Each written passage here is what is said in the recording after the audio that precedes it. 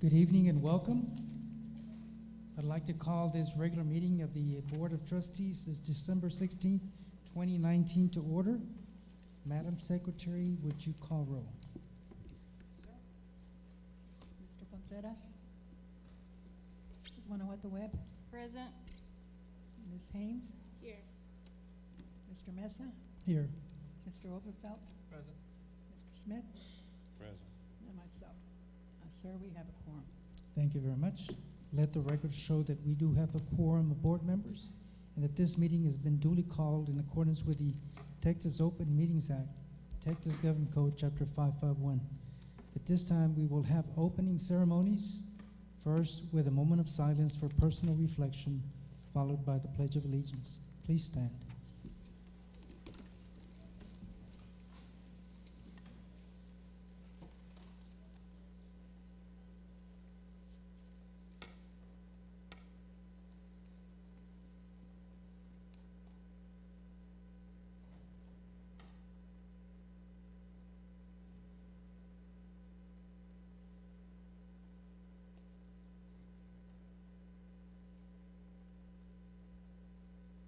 Pledge allegiance to the flag of the United States of America and to the republic for which it stands, one nation, under God, indivisible, with liberty and justice for all. Thank you very much. We will follow our agenda, and we're so glad that we have some of our students performing today. The first order that we have on our agenda is recognitions of the fine arts. We have Mr. Ricardo Rios and the Dorio High School Orchestra. Good evening, President Mesa, Dr. Rios, and members of the board. This evening, we're going to be featuring our high school orchestra department under the direction of Mr. Lee Tallier, and they will be performing another selection. Again, we appreciate the opportunity to be able to showcase all of these different programs, as you heard him just play a little while ago. So we could have the students come back out to the stage.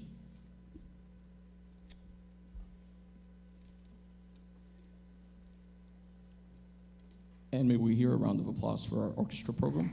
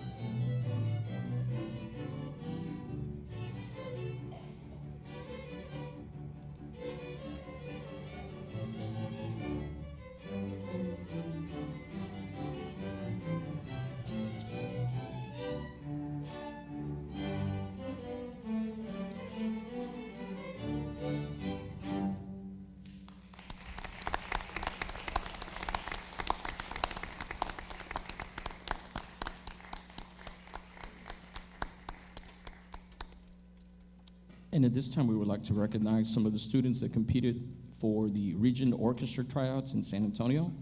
And we have Sydney Gallegos that is actually advancing to area. Yes, and so Sydney Gallegos over here on cello.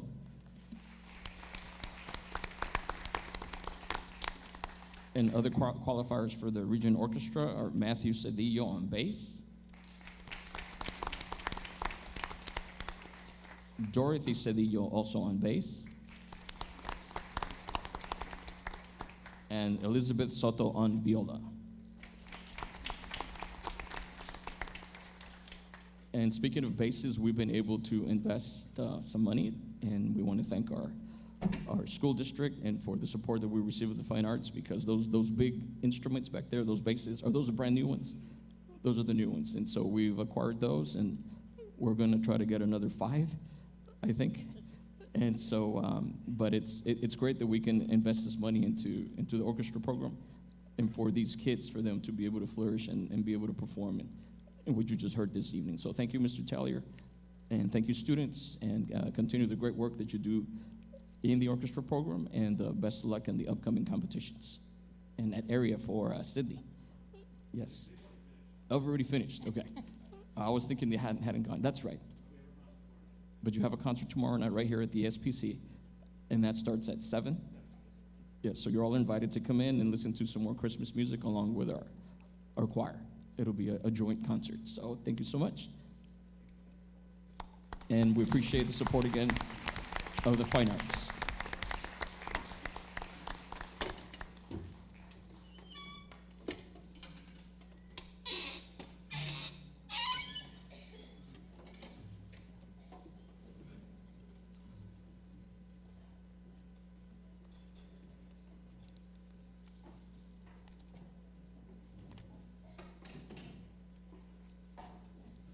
As always, we're always so glad to have our students showcase the work that they've done along with their instructors. And they really represent our district well in competition, as well as in all the different programs that they're involved in. This week has been especially hard for them as they travel almost from campus to campus and presenting the Christmas programs, and they'll be performing again tomorrow. They're all invited. So again, thank you, Mr. Rios, and our orchestra director as well. And I'm so glad that we have some new instruments. I don't know about the 5 for next year.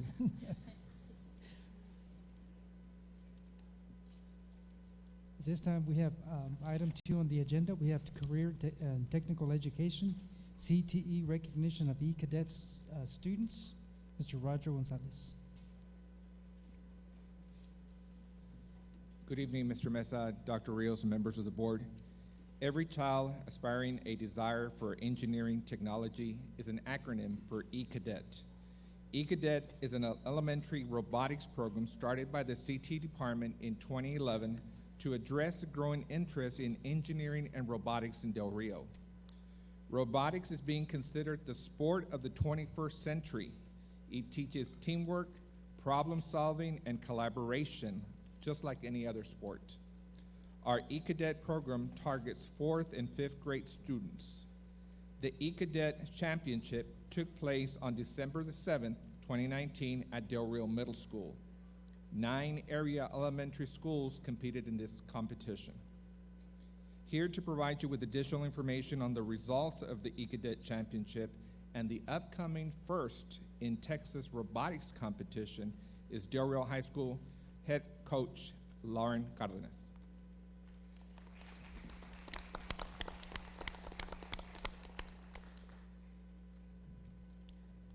All right, good evening, President Mesa, Dr. Rios, members of the board. And we'd like to present this year's E-Cadet winners. What E-Cadet was this year for 2019, the game was Operation Energy, and it was designed and built by FRC Team 4063, and was probably our most competitive game yet. Teams battled to place as many spheres in tubes as possible, while also fighting over a single power cube. To add to the excitement, the first 15 seconds of the match were considered the power outage. Drivers had a choice to drive blindfolded or program their robot to drive on its own. Several awards were judged at the E-Cadet tournament.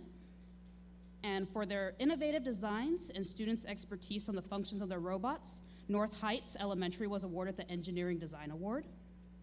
For their passion for the competition, overall positivity, and contagious energy, Roberto Bobby Barrera Elementary was awarded the Team Spirit Award. For their knowledge of the proper use of tools and dedication to making eCadet a safe environment for all, Garfield Elementary was awarded the Safety Award. For their eye-catching pit area and efficient layout design, as well as their creativity, Buena Vista was awarded the Pitt Award.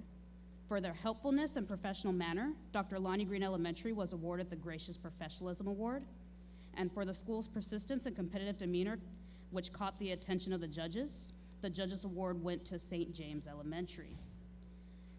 Now, we also had our Coach of the Year, which was Miss Angelita Fraga from Calderon Elementary, and she is present right over here to my left. And finally, the winning alliances. In second place, we had Lonnie Green team number 2 and Calderon team number 1.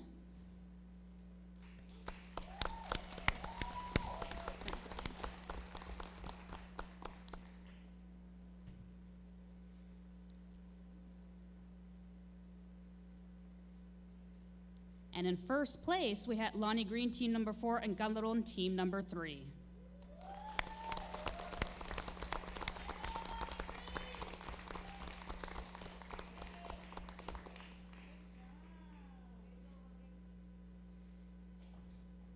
As you can see, our winners also won helmets, just like the Team 4063 at the high school. We're hoping that one day these kids can join our team once they reach the high school level.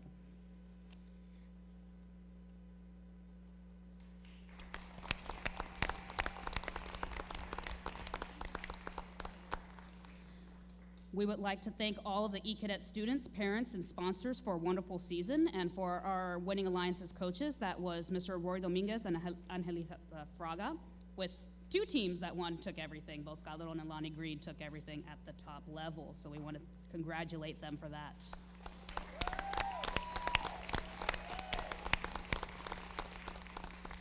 And of course, we would like to preview what's next for Team 4063.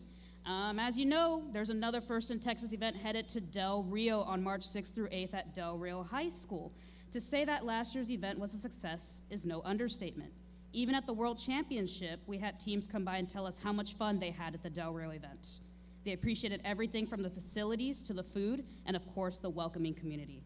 We're extremely thankful for the sponsors and over 100 volunteers who dedicated their time and effort to make this event a reality.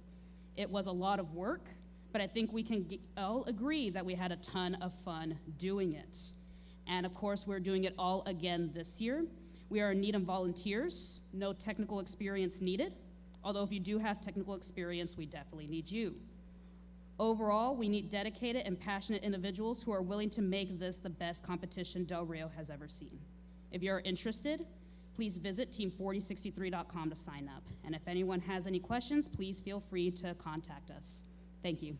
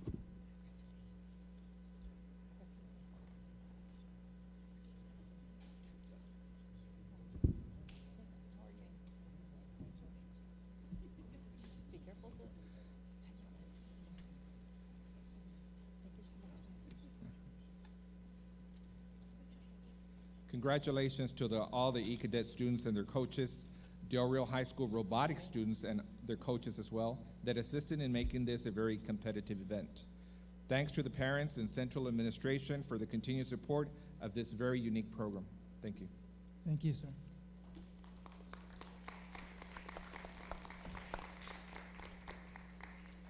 I also want to thank all the students and parents. This is a great start for our young people to be involved in robotics. And as they enter middle school and high school, they'll be well prepared since they're doing so well now. I also want to thank all the volunteers and everyone that is involved with all these different programs that we have, especially the one coming up in March. We do need a lot of volunteers. And again, coaches do a tremendous job. Thank you, Mr. Gonzalez.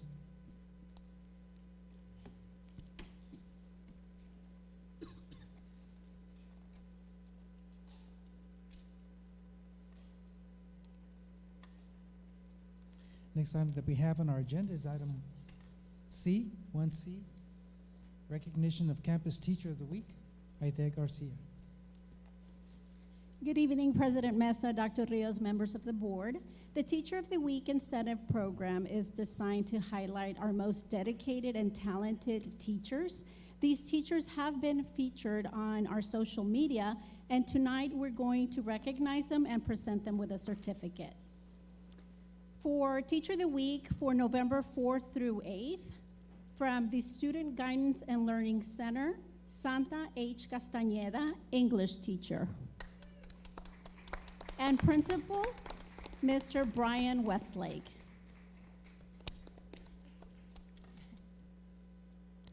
Teacher of the Week for November 11th through the 15th, for Buena Vista Elementary, Ms. Allison White, second grade teacher, and Principal, Mrs. Jennifer Sutton. For the same week at Lomar Elementary, we have Mrs. Daritza Hernandez, second grade teacher, and Principal, Mrs. Iris Oka.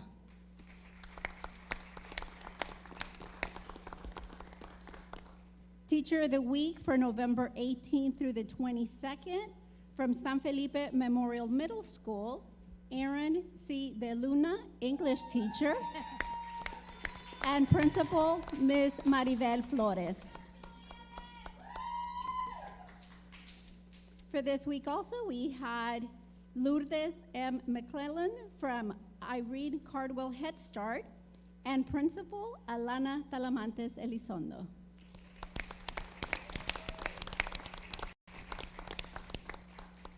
At this time, if you can step forward and we can have Dr. Rios and Mr. Mesa join for a picture. Thank you, teachers, for all your hard work and dedication.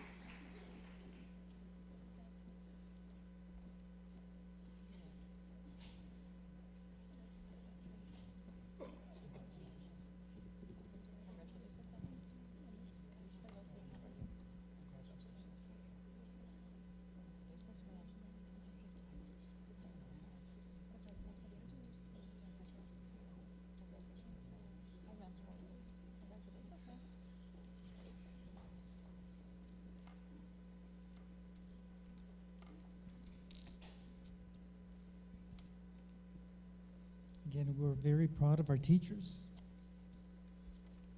And I hope the husbands are here to take them for a steak tonight or something. And for all the work that they do, staying after hours and doing all the fine work that they do on the campuses. We're very proud of our staff. And once again, congratulations.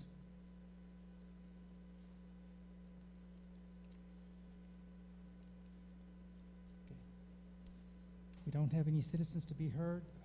Public hearings, we have none. Board members report. I just want to remind board members that we have an online survey for the grassroots meeting, and I provided you with a paper copy a hard copy of the online survey. So at your discretion, I really would like for each and every board member here that is present today to make sure that you take the online survey. But you can see from the hard copy some of the important items that we have to address. And again, this is the start of the legislative year with our grassroots meeting, which will occur in San Angelo on February 4th. Next item we have is item 8, reports.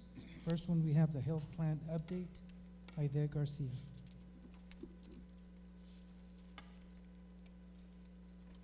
Good evening again, President Mesa, Dr. Rios. Tonight we have our representatives from Brown & Brown who will give us an update in our insurance as well as a report that Mr. Mesa had requested.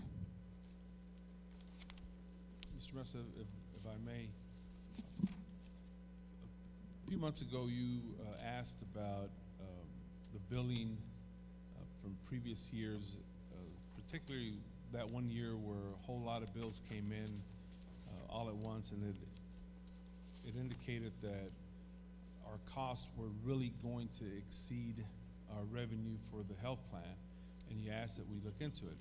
Unfortunately, we were not able to get with the previous third-party administrator or our consultants, but Brown & Brown has developed a tool that very easily lets us know when the billing is coming in so that we don't make uneducated decisions about our health plan moving forward. So they're going to present that and as well as give us an entire update. Thank you, sir. All right, well, good evening, ladies and gentlemen, and my name is Greg Caldaway. I've met with all of you several times in the past, and we are consultants for your employee health plan. And to specifically answer your questions, Mr. Mesa and Dr. Rios, this report, while a little confusing and difficult to understand, measures essentially two things. It measures how quickly providers, hospitals, physicians, and so forth are providing bills to our administrator to be paid. And secondly, it measures how quickly our administrator, which in this case is Aetna, is paying those bills. So without going into all the detail on the report, if you'll focus on the bottom column, and what that is telling you is the percentage of the claims that were paid in that month that were incurred within a 60-day window, the most recent 60-day window. So if we get a high percentage of claims that are paid and incurred within that 60-day period, we know that everything is working well. The providers are getting the bills in, the administrator is getting them paid. And as you walk across that, January and February were the first 2 months. We started with Aetna in January of 2019, so necessarily those first 2 months would show 100%.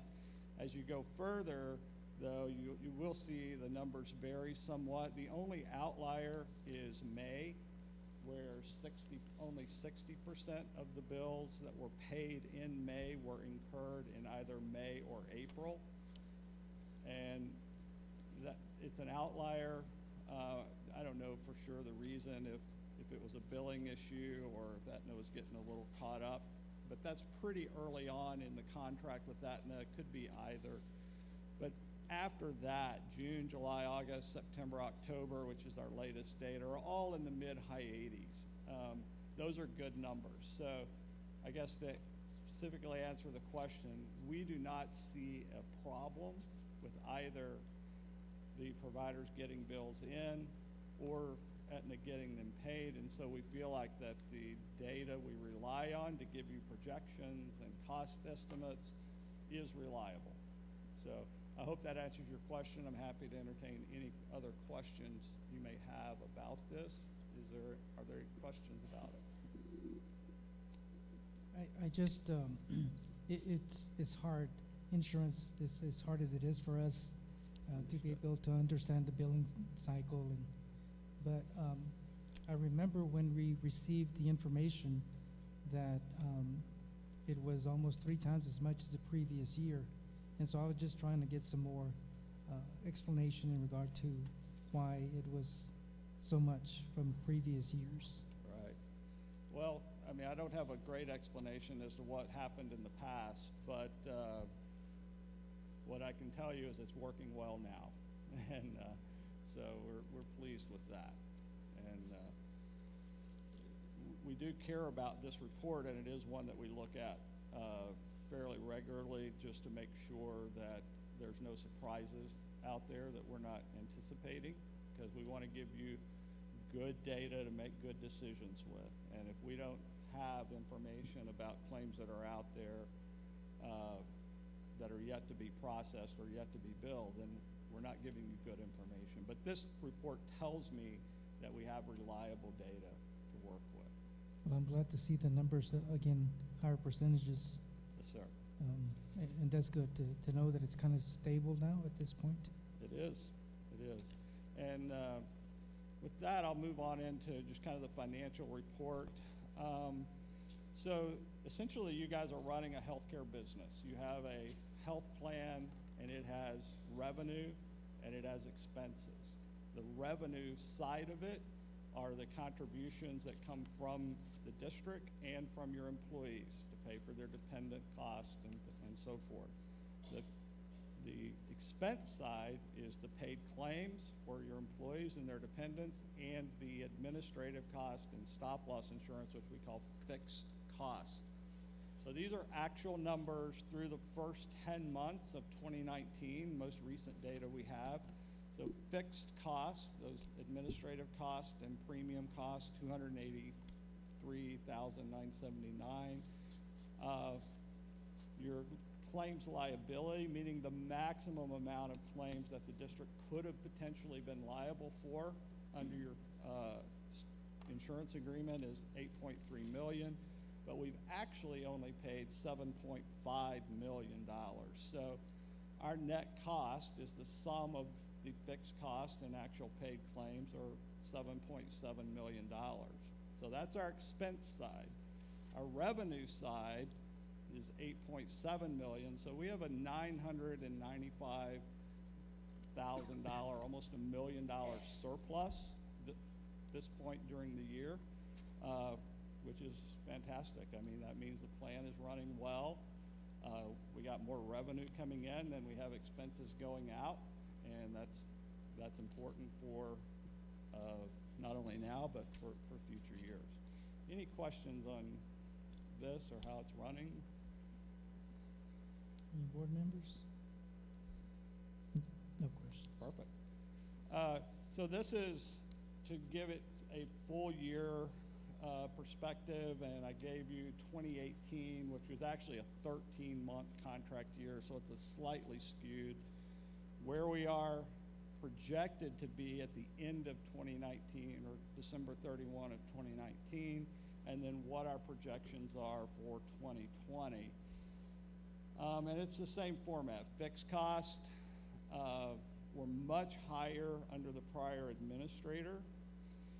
There's a number of reasons for that. The biggest reason has to do with the pharmacy side of it. There are rebates that are applied from the pharmacy piece of it that come back to the district from manufacturers, okay? In the contract, and you see that as a credit under 2018.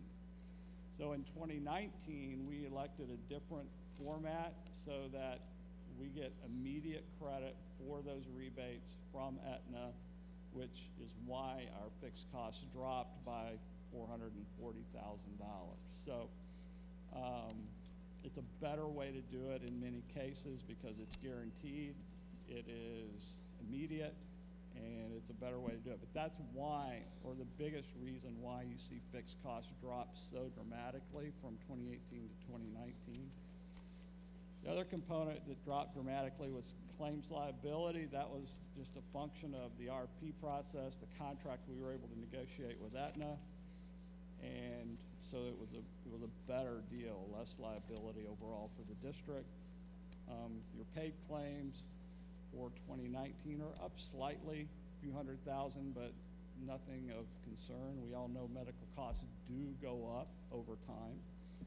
And so our net employer cost for projected for this year is 9.3 million. We're projecting total plan revenue of 10.5. So we're anticipating a surplus of just about almost $1.2 million for 2019.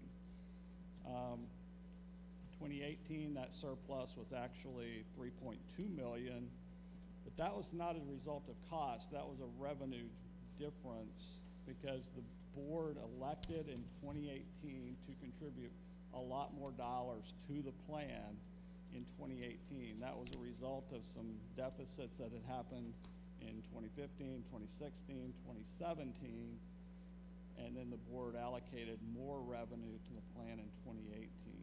2019, as a result of the contract we were negotiated with Aetna, we were able to drop those contributions back down to where they were in 2017 and previous years. So that's a win for the district. You're allocating less dollars to the health plan, and yet it is still functioning in a fiscally sound way, okay? So 2020 is what is a projection, but it's based on some real numbers. So when I came to you in July, gave you some estimates for your budget, those were purely guesstimates and estimates. These are based on actual 2020 contract terms with Aetna. So we know these fixed cost numbers, we know our claims liability number, and the only estimate here is what the actual paid claims might be. The rest are known. So you are getting a small increase in the premium on the stop loss side of it. All total, the fixed cost increase about $16,000, very small percentage, but less than I had projected. Claims liability at 11.7 million, also less than I had projected when I was here in July, so everything has gotten better since that point. So actual paid claims, I'm estimating to be 10.1 million, but it certainly could be less than that based on what we've seen. But we want to give you some conservative estimates. So our net employer cost based on our estimates is 10.4 million. We got a planned revenue anticipation of 10.5. So we're estimating you're going to have a $125,000 surplus in 2020. The thing to note is that if our claims results were far worse than we anticipate, meaning that we had a lot more claims than we've had over the last 2 to 3 years, and it goes all the way to the maximum amount under our stop loss contract, you could see potentially a deficit of $1.4 million in 2020. That's been addressed with administration, and they have wisely made arrangements for those funds from surpluses from prior years. We hope we don't need it, but the funds are available if it should happen. So we feel comfortable with that. So any questions on how we look for 2020? Mr. Smith? So for my understanding, these surpluses, what happens to that surplus? Those dollars have remained with the district. So they just stay in the fund, They stay in the fund. Those dollars are yours. and they're not tied to that total revenue line for the next year? They are not. I mean, it is district funds to be used as you see fit. Dr. Rios. Dr. Rios? However, they do stay within the health fund account. We don't put them back in general fund. They carry over within the health fund. It's just its own savings that you all allocate. Okay. I got it. Thank you. I guess a follow-up question to that for Dr. Rios. So would the district contribution come up from that amount in the surplus? No, sir. The district will continue to make the same per employee per month contribution. wouldn't increase it either. What we have done is that we have set, from the general fund budget, set aside some money should we need it. So the surplus that's indicated here, the projected 1.1 or 1.2 million, on top of that, we have budgeted approximately 450,000 should we need it in case of an emergency. Now that money, that 450,000 that we budgeted would go back to the general budget, but this 1.1 or 1.2 million would stay within the health fund. Okay. So meaning what we board members want to know always is we're okay for a couple of years. Absolutely. Okay. Yes, and so that's kind of my concluding remarks. I would say that my conclusion of review of this data is the plan is performing as we had anticipated, as we had hoped, based on conversations with Ida and Laura English, that Aetna, as our administrator, is performing well. We're pleased with how they're doing. The intention is to keep the employer and employee contributions at where they were in 2017. So that's fantastic to be able to do that going forward into 2020. Nor have we changed benefits. So the benefits to the employees have not changed at least the last 3 to 4 years. I don't know how much further back they go than that. And I will also say that from a competitive standpoint with other school districts that we work with in various parts of the state, or compared to the TRS Active Care program, the benefits offered by Del Rio are far superior to what we see in most school districts in terms of deductibles, out-of-pockets, co-pays, the actual benefits that the employees see. You guys have done a great job, and your employees are far better served than the vast majority of school districts in the state. Not only from a benefit perspective, but from a cost standpoint, a payroll deduction cost standpoint. So kudos to you guys and for taking care of your employees in a really, really good way. So looking forward, the plan is very solid financially, at least through 2020. So we know we have a year at least that we are very, very comfortable with. It's hard to project past that, but we'll do our best to manage the plan, manage the costs, and do what we have to do to keep your plan competitive. But that's where we are at this point, sir. We really appreciate the work that your firm has done for us, and this is one area that it always troubles us because we want to provide for our employees, and I think health insurance is one of the most important topics in regard to our employees, so that alleviates a lot of stress from board members, and we look forward to another great year. Yes, sir. Thank you. Thank you. Any other question from board members? No? Thank you. Next report that we have is Public Facilities Corporation and related lease revenue bonds. Irene C. Cardwell Elementary. Mr. David Gonzalez. Mr. Mesa, the first part of the presentation will be made by myself, so I'm going to go down to the floor and make that, and then hand it over to Mr. Gonzalez. Okay.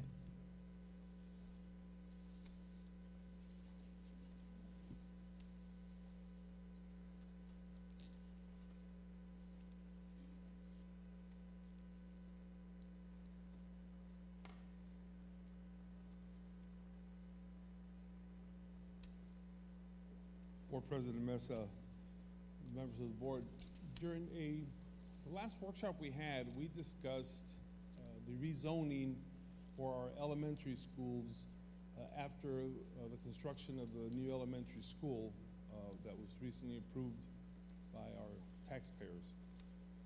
At that time, we shared with you possible attendance zones. One attendance zone included having North Heights Elementary become the pre-K center. And that type of arrangement called for us to trade a brand new school for closing or repurposing another one, which is North Heights, And the numbers at every elementary school significantly went up. And the board noticed that small campuses like Lamar and Chavita would be pushed right at maximum density. At that time, the board asked us to consider an attendance zone that would add an elementary school and not necessarily repurpose one for a pre-K center, and to come up with ways on how to fund that. I told the board that within 60 days we'd have a recommendation. So here we are today with some ideas that we came up with to try to retain these numbers that are in front of you or something close to it. Irene Cardwell currently has approximately 27 classrooms. So we came up with the scenario where we would build 21 new classrooms, renovate 8 classrooms, come up with a playground space, and continue to provide libraries and labs. My point is that the plan that we're presenting to you does not reduce the size of Cardwell. It adds just a little bit more space, 1 classroom specifically, with the possibilities of adding additional classrooms in the future.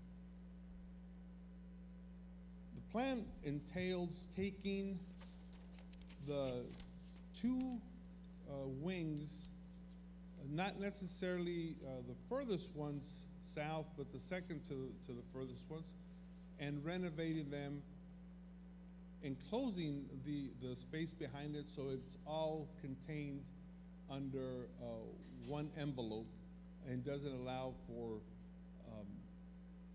people to come and go unchecked. It provides a solid single point of entry. It takes the middle area between these 2 existing wings, and it provides not only a covered space, but a fully enclosed space for a type of gym activities. Because they're pre-K, it doesn't need a whole blown-out gym with the same heights and dimensions, but it does provide a closed-in space to protect against the elements. And then it provides all this construction that you see here in the bottom, and I'll highlight it in the next slide, as well as enclosing this other hallway. Now, in this plan here, we see this long hallway. That's just for planning purposes. The architect is certainly quite capable of moving this hallway a little bit further west so that there's no extra space here or empty unused space, and it provides for more efficiencies. This is just for planning purposes. And here is the new construction with our cafeteria, our office spaces, and other classrooms. Now, what does all this cost? To do something as basic as this that does involve full remodeling of the existing wings, taking down all those extra windows, brand new AC, enclosing everything under 1 envelope so that when students go from class to library or class to lunch, they don't walk out in the elements, and it provides maximum security. We came up with an overall cost of $11.6 million. It's important to note that this assumes all the costs, furniture, equipment, engineering, technology, how much we would pay the architect, the indoor playground area, as well as the renovated spaces and the new construction. So then how do we pay for $11.6 million? Well, Mr. David Gonzalez, I haven't seen him in a while. He hasn't been here in a while. Mr. David Gonzalez is going to take us through a scenario. We asked him to consider a scenario where the district will borrow $10 million and then through our excess fund balance possibly have the school district contribute whatever was in excess of $10 million. But $10 million will be the overall construction cost. The soft cost would be what the district would provide after that. So, Mr. Gonzalez? Good evening, Mr. Mesa, members of the board. As Dr. Rios mentioned, one of the ideas that we came up with here to fund a project of this nature is lease revenue bonds. Lease revenue bonds are used across the state for school district, universities, community colleges, and it's a way that you can fund new construction projects without having to go to the voters or without having to raise any taxes on your interest in seeking fund tax rate. So in this case, if you look here at the first bullet that we have, lease revenue bonds can only be used for certain items. For the use of purchase or property acquisition and development in the service area. If you go to the second bullet there, it's payable from available funds, the district surplus maintenance tax rate and Tier 1 state funds. However, because the district cannot make a multi-year pledge of available funds, the district's payment obligation is subject to annual appropriation. If you look at the third bullet, this is just kind of part of the mechanics of how these public facilities corporations are created and how they function. So in the third bullet, this district creates a public facility corporation. That corporation is the same members of the school board. It's exactly the same body that is up here right now. The district, the Board of Trustees creates a public facilities corporation, then the title of the property will not pass from the PFC to the district until full payment under the lease contract has been made.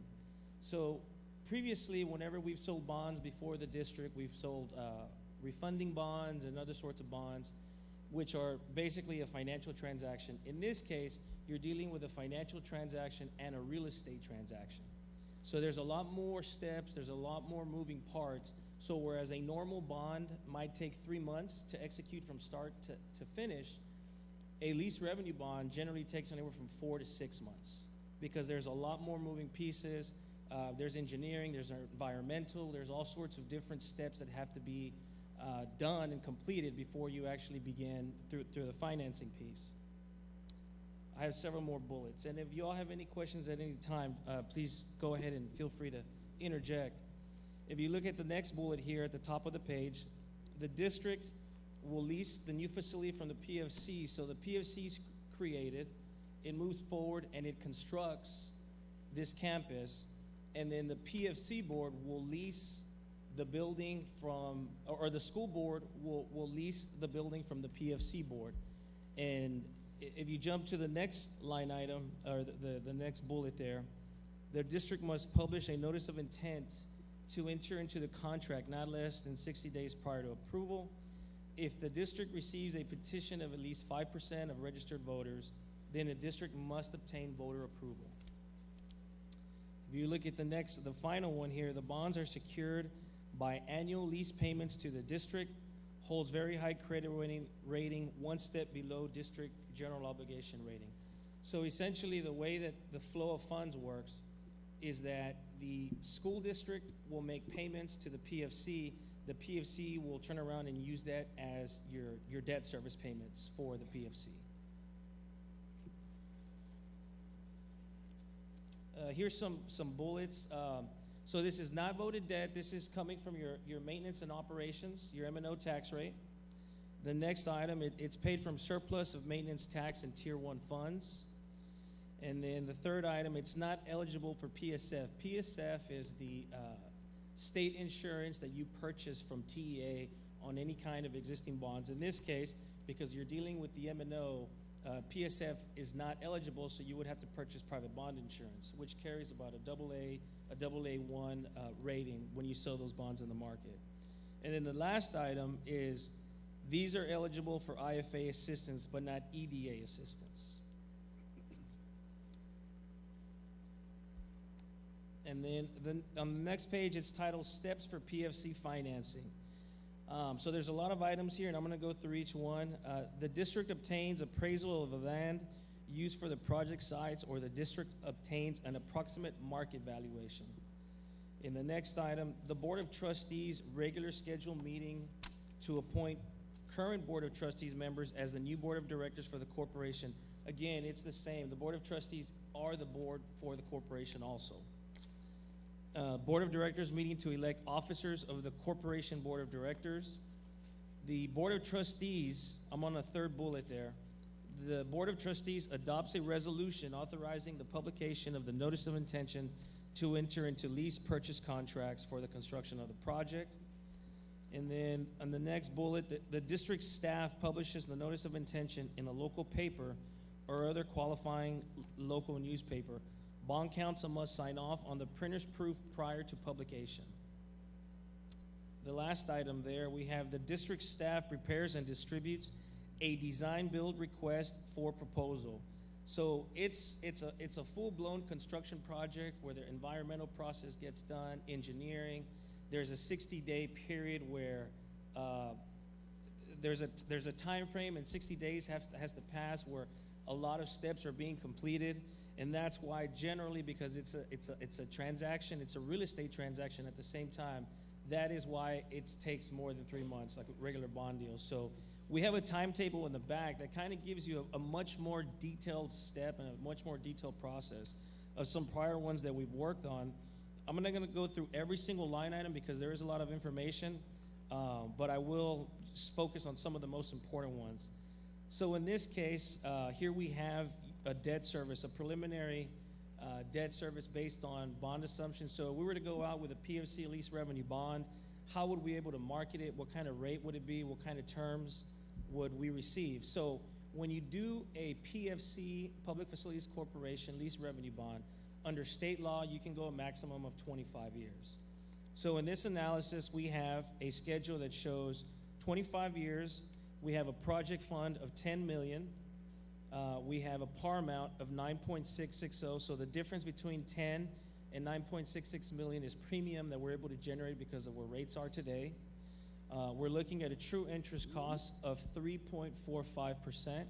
It's still relatively low given that we're looking at lease revenue as a pledge versus property taxes. And we have a term of 25 years.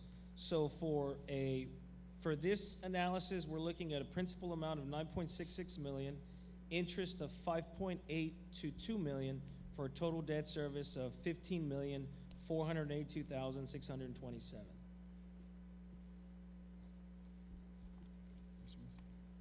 Dr. Rios?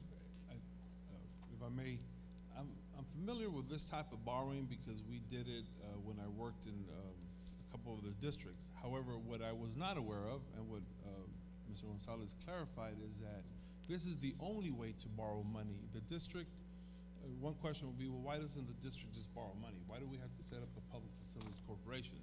Well, in my discussions with bond counsel and with our financial advisor, the district is not able to just go out and borrow money in that manner. Therefore, that's why we have to set up this public facilities corporation. I will say that the debt service that's required every year, I've had some discussions with our CFO about how the district could go about paying that without endangering what the board would want to do with our current revenue, teacher salaries, or providing for the insurance. And we have come up with some solutions where we feel very comfortable not having to reduce any services and still being able to make the payment. But what really it comes down to is that we wouldn't be contributing as much to our fund balance as we have in the past. So for example, this year our fund balance is projected to go up north of 1.5 million. Well, in the future, if we were in one of these years, it would go up by 0.9 million, given the same budget. Was I clear on was I accurate? Mr. Yes, no, that's correct. That's correct. And I will just also add on that note, if you look at this slide, and if you look at the last bullet here, so these lease revenue bonds, what a lot of school districts do is in prior years, you knew that IFA was going to be approved by the legislature at the next legislative session or 2 legislative sessions from the current time that school districts were operating in. So the way that the law is written for lease revenue bonds, what a lot of school districts were doing is they were creating these public facilities corporations. They were selling lease revenue bonds, which are funded under the M&O tax rate. And then after years 2 or 3, they would go to the voters and say, well, we already have this on the books. Now we're going to go to the voters and say, hey, we're going to switch this now, but you need voter approval. Switch it over to the INS side, and instead of paying dollar for dollar on the M&O side, now you're getting 50 cents on the dollar on your INS side, because currently the school district receives roughly about 50% state assistance. So that's one other thing that we've seen done. Several school districts that are considered economically disadvantaged through TEA and that receive state assistance programs. So that's what that bullet point means there, that if the school district creates the PFC, sells those bonds, and you have it on your books, at any time you can say, hey, you know what, let's switch it over to the INS side. We'll go to the voters, and now we'll start getting state assistance on those monies. So that's what that bullet means there. And Mr. Martinez, here, your bond counsel has a comment regarding some of these slides. Mr. Mesa, Dr. Rios, and members of the board, Dan Martinez, Winston PC, your bond counsel. I just wanted to add one comment. Dr. Rios, you mentioned the other school district you've seen doing before, and I was thinking in our conversation earlier, San Felipe del Rio actually did this before. And I think, Mr. Mesa, you were on the board back then when I remember we paid them off. And so, not to get into too much detail, but when we pay off these bonds, the PFC transfers title to the facility to the district, because basically you paid all that debt service. And so I remember doing that real estate work, and we finished paying them off. And I apologize, I can't remember what campus it was done for, but I remember Dr. Ackerman was the CFO back then when they paid them off. I believe you were still here, you were here back then, Mr. Mesa, but it was a long time ago. I've been on the board 13 years. So it's about, when we paid them off, there'd probably be, the earliest would have been 2006. They were probably 20-year bonds, so it was a long time ago then they issued them. But as David mentioned, it was common practice several years ago. It kind of went away, and it's coming back because it's another vehicle. But I remember we had done this for San Felipe many years ago. So I just wanted to mention that fact. Well, first of all, I'll let you finish, and then we'll turn it over. It wasn't that long ago, sir. It wasn't that long ago. So after the debt service page, if there's no questions on the debt service page, I'm going to jump to these timetables that we have here. So if you notice, you can just go down this list, but if you go from the third line up, so there's environmental that has to get done in the middle of the page. There's appraisals that have to get done. We have to publish the notice of intent in the local paper. The board has to approve a construction procurement method and advertisement for solicitation of bids or request for qualifications. The third line from the bottom, there's a 60-day notice period. There's, publish the first notice of intent for request for qualifications for construction contractor, so on and so forth. If you notice at the very top, this starts in January. If you go to the second page, now we're at the very top, we're at a deadline of receipt of construction bids. The district awards construction contract. We work through the documents. In the middle of the page, we sell the bonds. The very next line item, the district adopts an order approving the sale and issuance of the bonds by the corporation. So on and so forth. As you see, we're starting in January, but we're ending in August. So it's not your ideal, or it's not your typical bond transaction that, you can start in January and by March you're done. There's a lot of moving pieces in this. There's a lot of legal work that goes into it. There's real estate legal work that goes into it. But this is a much more detailed illustration of how this process gets completed from start to finish. And with that, I believe that is all we have. So I'm happy to answer any questions regarding these slides. I think I'll start the question because Yes, sir. even though the interest doesn't seem a whole lot, the term of 25 years generates that $5 million amount. And I like the option of if there's facilities allotment, which we have not had In a while, some right. years. But you never know, what the legislature is going to do, or provide some facilities of, monies for the district. But I do like that we have that option so we can switch it and save a ton of money when we do that. When, we approved the bond election, for example, we like that portion of the state that they contribute, Sure. which cuts the cost pretty much in half. So I really like the fact that it's built in. Right. I wish, we knew we needed two campuses, but this is the best option at this point. But I'll open up for questions. Mr. Smith? Yeah, a couple of questions. Going back to the original cost sheet, can we go back to that? So explain that, explain the cost per square footage column. I'm confused about. I'm going to ask Mr. Henge and Mr. Chapa to come up. They worked with the architect, Mr. Alvidez. I'm sorry. They worked with the architect that last worked on the Cardwell plan to come up with those dollars. So whichever one of y'all wants to tackle that question. Good evening, President Mesa, Dr. Rios, board members. The cost per square foot were derived from a previous go-around for this school by architect Mr. Peña. So we use those same dollar values for the new construction, as well as the renovated spaces and the indoor playground. So based on the plan sheet that was shown earlier, Mr. Peña provided the square footage for each individual space. And of course, we did the math. Okay, so the 180, what does that compare to what we've got proposed today for the new campus? We don't have a cost. Well, sure we do. We just, I mean, we know what we've got an overall project cost, right? Okay, let me ask it differently. Okay. What did it cost us to do the CTE facility when we've got our own property and something similar? If I remember correct, it was right around 180,000 a square foot. Okay.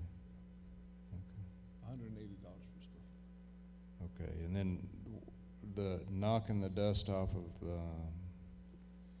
what we were proposing and here at the old Garfield, what were we doing there, and how's that? At that time, we had two separate architects. One worked on getting the recommendation for Garfield, and one was doing the current side of Cardwell. That money that, or the math that he used at first was a little bit elevated, and then we said, no, that's not what we pay in Del Rio, maybe San Antonio prices.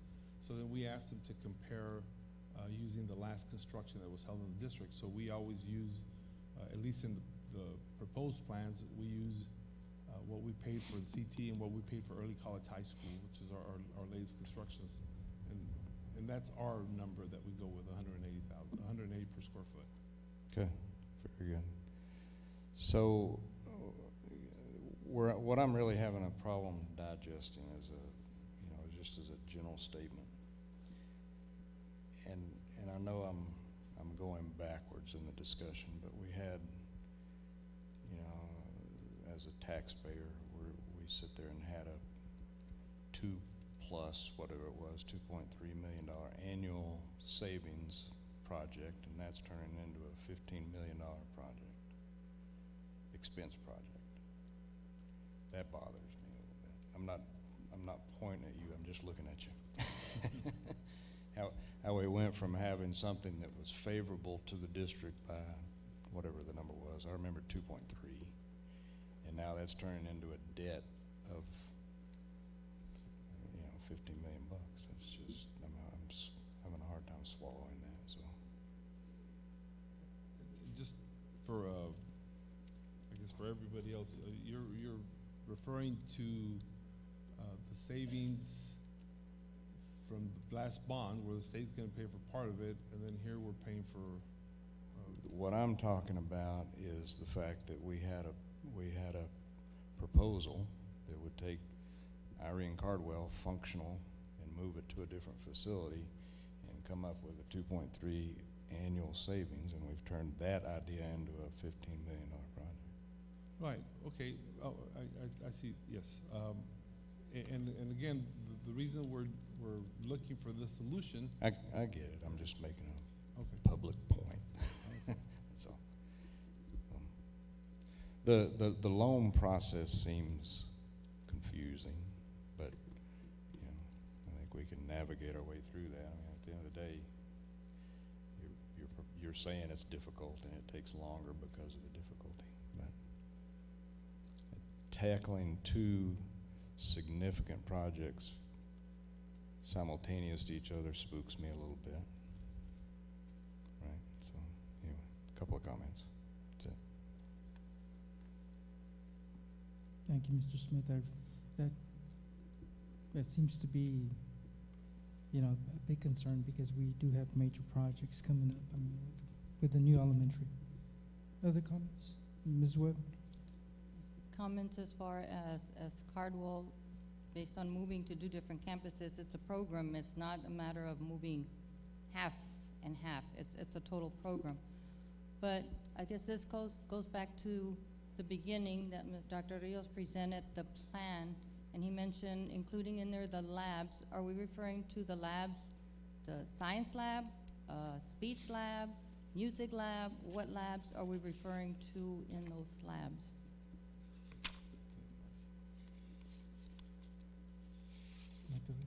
I'm waiting for the slide to come up, though.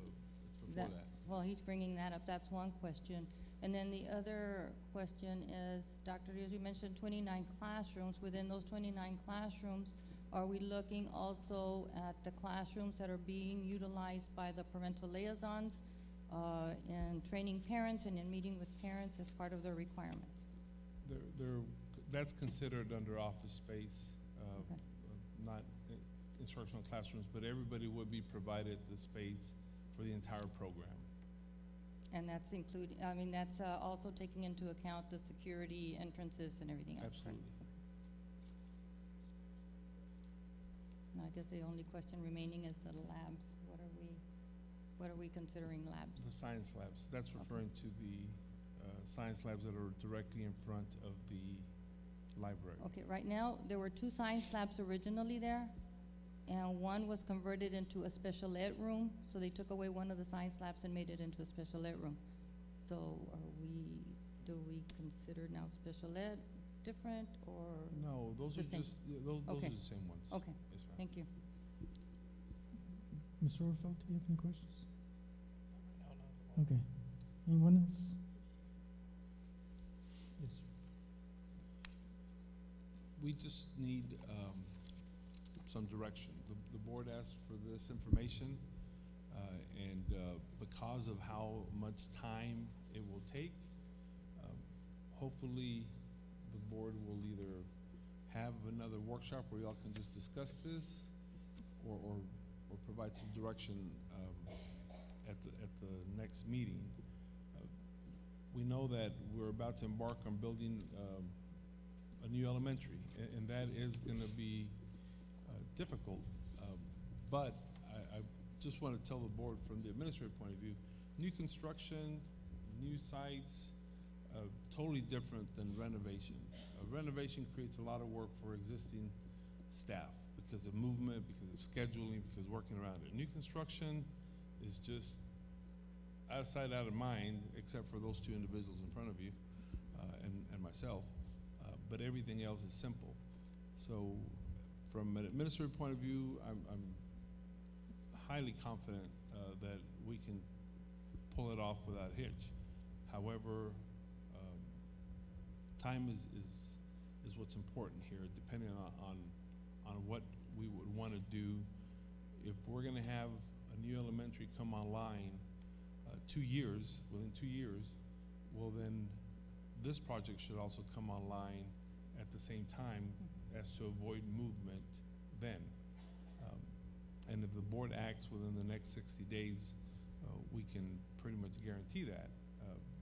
I'm not rushing the board. I'm not encouraging the board to do this. I'm just saying that if this is going to happen, then we should want to open both schools up at the same time. With that, we'll just wait for y'all's direction on it. Can I ask one more question?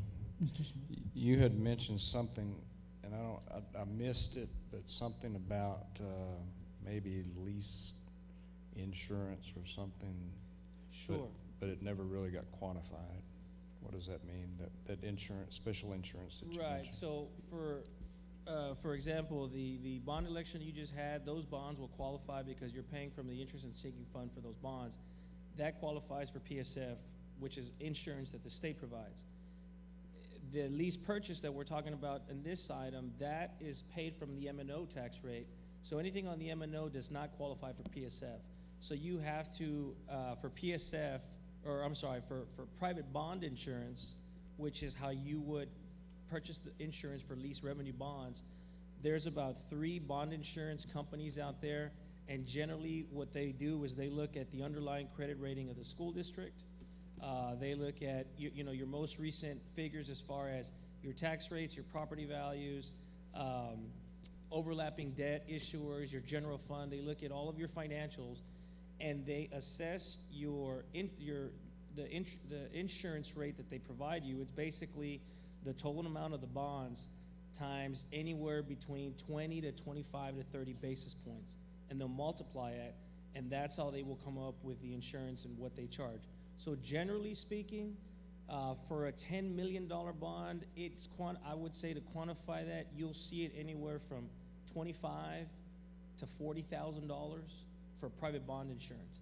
But now instead of selling those bonds at a AA3 and an A+, now you're right under the AAA mark, selling those in the open market, which obviously will save you on your interest rates as well.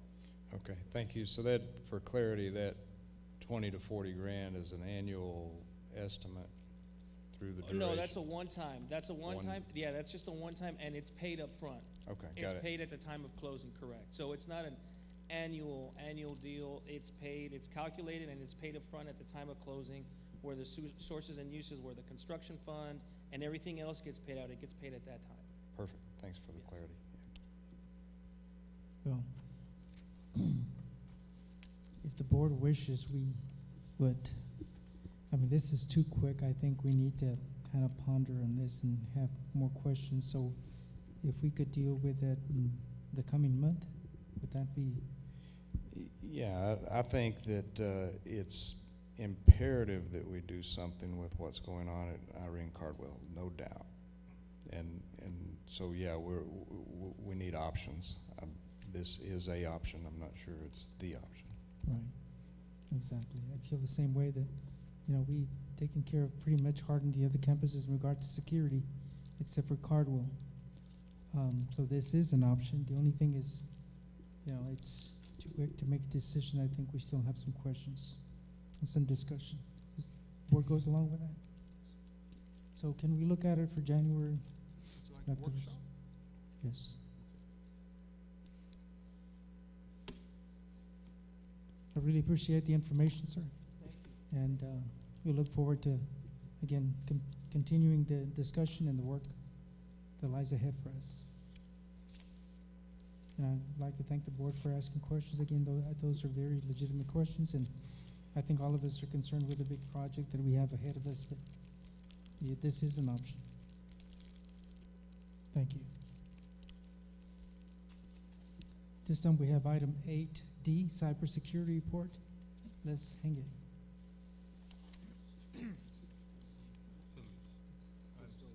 Oh, facilities. Skip over one. Facility and construction report. Good evening, President Mesa, Dr. Rios, members of the board. The facilities and construction report for December. We will look at progress for Dr. Lonnie Green Elementary driveway expansion, projects at the high school to include ceiling painting project, 400 wing renovation, dining hall renovation, ROTC marching pad, and the status on Del Rio freshman life skills. Dr. Lonnie Green is moving along. We do have all the concrete down at this time. The concrete for the canopy pad was completed on time, and now our maintenance department's in the process of putting the frame up. I believe we should have aluminum for the roof going on over the break period, and then they'll be following up with painting, and then ultimately doing the walkway canopy going from the waiting pad area to the campus itself. Substantial completion on that we're projecting to be February 1st. Some more photos of it there, progress. The high school ceiling renovation / painting project is completed at this point. Frontera Construction was able to get that done over the last break that we had. At this point, we're just waiting to work with additional architects to look at acoustic options in the near future. 400 wing renovation is still on schedule. Furniture started arriving today, but we're holding the trucks till tomorrow morning. Rooms were going to be finished up by tomorrow morning to be able to facilitate moving the furniture in. And we're still on schedule to start moving staff after we start break at the end of this week. In the dining hall renovation area, the stainless steel handrails came in today, so they've started to put those up. This picture here shows the new rails going down the ramp areas. And the microwave stations have received the wraps on both sides. This is the back side of one of them that will be receiving a condiment countertop bar with some additional outlets there for microwave stations. And then this is the front side of it. Now the trim's not completed yet, but they did get the TVs mounted on both of them on Friday, and the anticipation is to have all this completed over the break as well. The additional round tables for the cafeteria are scheduled to be here at the end of January. The ROTC marching pad, that work was done, and at this point, all the surfacing has been completed on it. The cold mix asphalt's been laid. We do have striping scheduled to be done.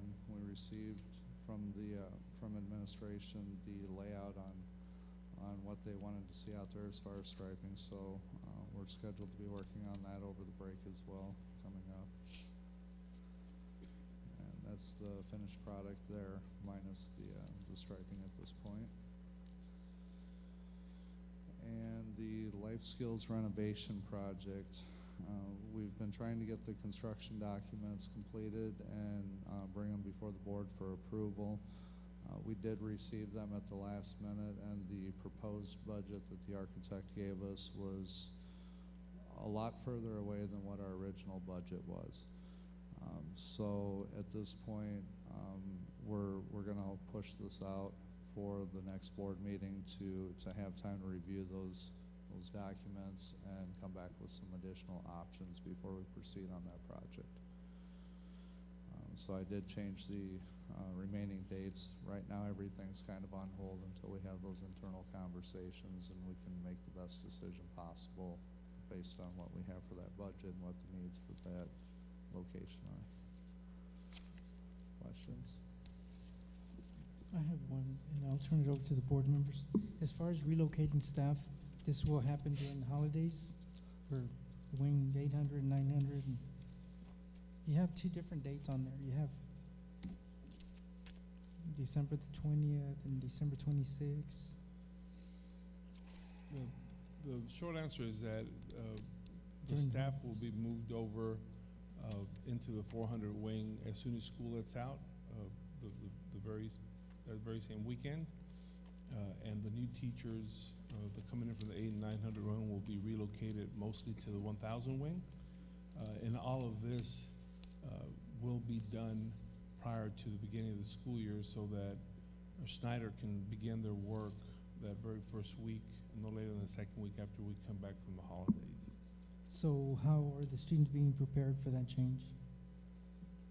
I'm sure that Dr. Perez has had those conversations with the teachers so that they know what rooms to report to when they come back.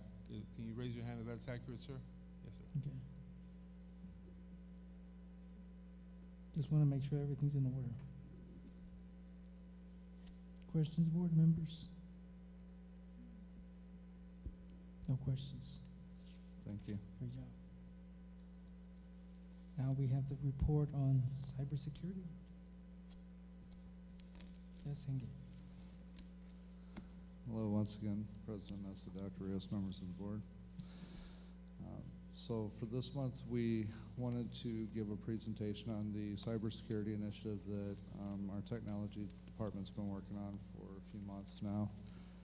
Some of the areas that we're going to look at here include a brief overview of Senate Bill 820, what our response has been thus far, a solution that we feel will position us in a better place. We'll go briefly over the current infrastructure that we have in place, as well as what the revised one would look like on our plan.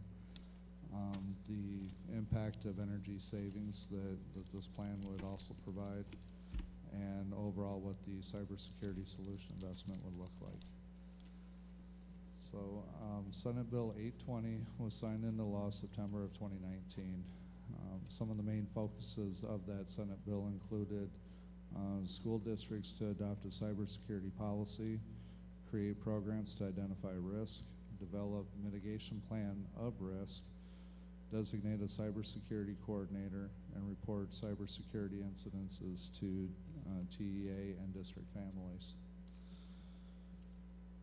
Our response to date has been, myself as well as our technology director have attended a workshop at Region 15 where we spent the day working through the approved Texas cybersecurity framework that the state did release at this point. So there were a number of identified areas within that framework. In total, I believe it was 44 areas outlined, and your last 3 pages of this presentation actually show that framework that we did. For confidentiality purposes, I don't have that in this slide, but I did want to be able to give you an idea of where our self-assessment was, where we compared overall with other districts within Region 15, and what the expectations of this Senate bill are. Some of the areas that they look at include identifying, protecting, detecting, responding, and recovery when a cyber attack should happen. Some of the future initiatives that we're working on right now are preparing training documents for staff, developing security committee, developing internal processes and documentation for data management. Internal measures taken by the technology department thus far have been implement a password complexity process as well as routine password resets, and development of network file security and backup solution, which we'll discuss in the upcoming slides. Working over the last few months with Dell and Weaver Technology, we were able to come up with a solution to address the network file security and backups.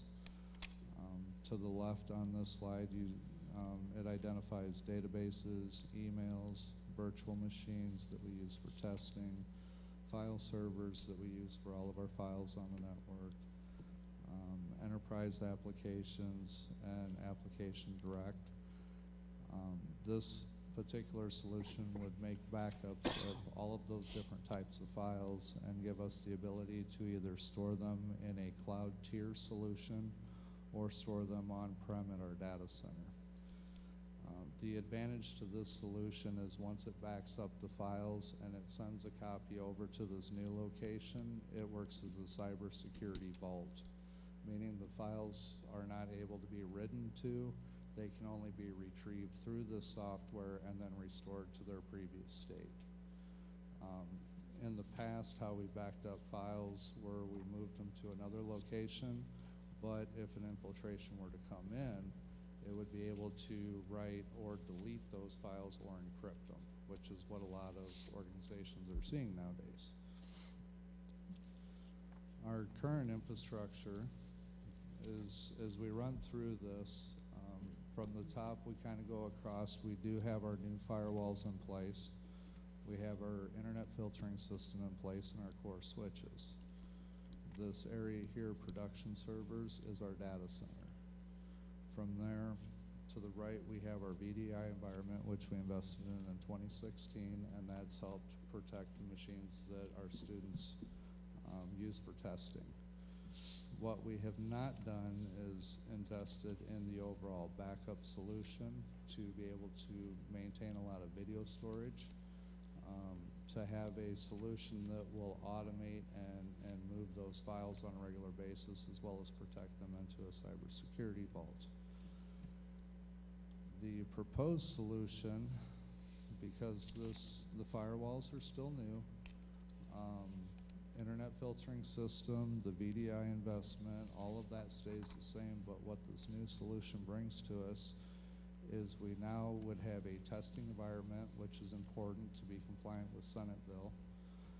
We would also be able to retain those backups for a longer period of time by leveraging our existing storage, and it would also create new storage for us to support current cameras that we have, surveillance cameras, and future ones. It would also replace an obsolete virtual environment that we have that's difficult to maintain. It goes down a lot, and the security features are not in place for that, and that's what we refer to as the Hyper-V solution. That's a Microsoft virtualization appliance. So this IDPA appliance here does all that backup stuff for us, and it protects the files and moves it over to the solution over here called Air Gap Vault. And that ultimately is where we'd be retrieving our files from in the event we were to get an attack. The energy savings impact, we'd be able to replace a lot of equipment by moving into this solution. Our current energy costs just on these devices, if you total up the kilowatts, we're about 34,000 a year, or every 3 years, I'm sorry. The proposed environment would take those energy costs down to 10,000 every 3 years. So potential energy savings of $24,000 by moving to this newer equipment and replacing the 7, 8-year-old equipment that's in question.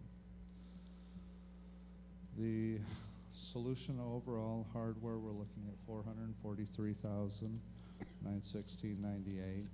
Software at $30,520. Labor at $39,000. It would be a turnkey project, and there would be additional training involved in this implementation. Leasing fees are roughly $22,000 for a total solution of $536,000.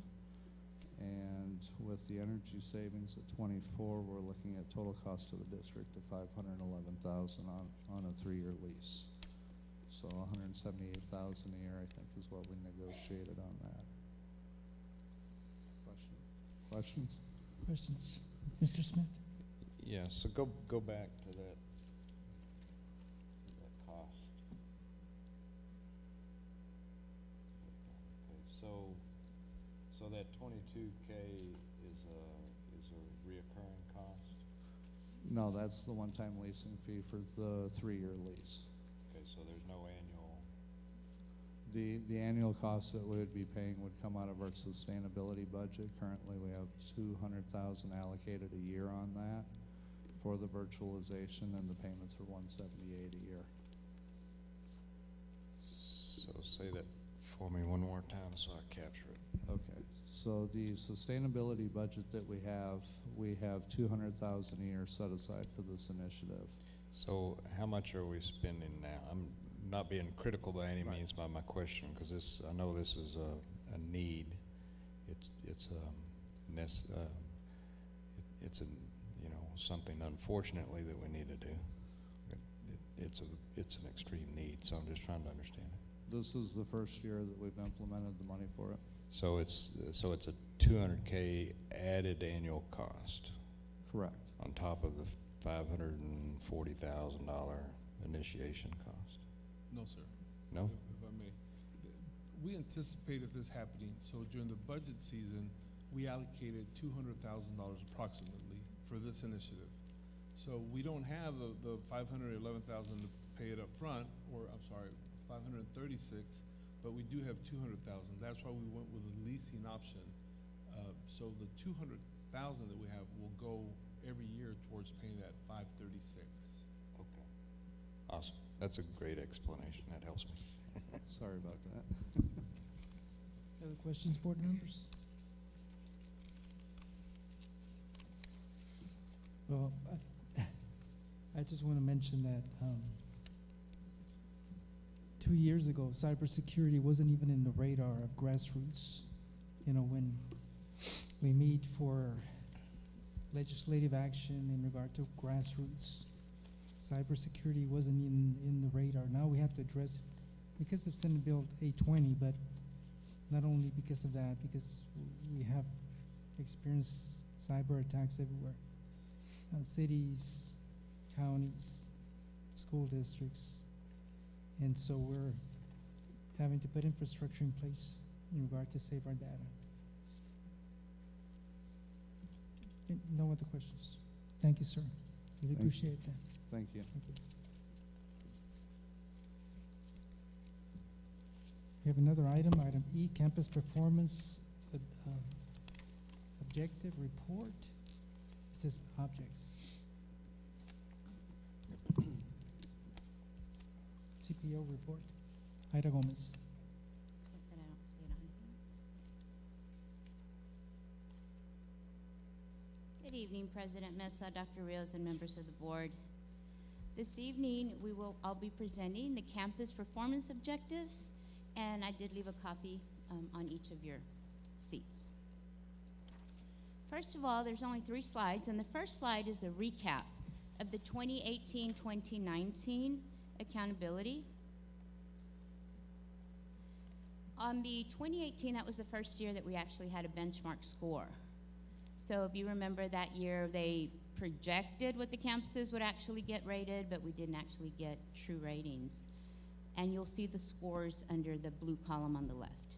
You'll see Buena Vista with a 76, followed by Calderon with a 65, Lonnie Green with a 69, Garfield 68, Lamar 77.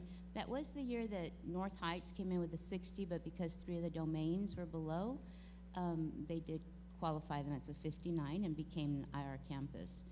Robert Barrera was not in the picture that year, so you won't see any data for them. Ruben Chavita came in at an 80, along with San Felipe Memorial. Del Rio Middle School with a 74, Del Rio High School 79, Early College 98, and blended for 79, and the district overall was an 80. So what we did then is we presented to you a 3-year plan the following year, saying that in 2021 we were confident that the district would have an A rating because of the projections that we were able to gauge using this information. So for instance, in 2019, you'll see the yellow column. The campuses came up and figured out their percentages. Domain 1 and 2 calculated for 70% of their overall score, and Domain 3 being responsible for 30%. And they had a projected goal, and that's what you'll see on your file. It's under the yellow highlight. Just to recap, that is Domain 1 and Domain 2 has 2 parts. It is the best of the 3, along with Domain 3.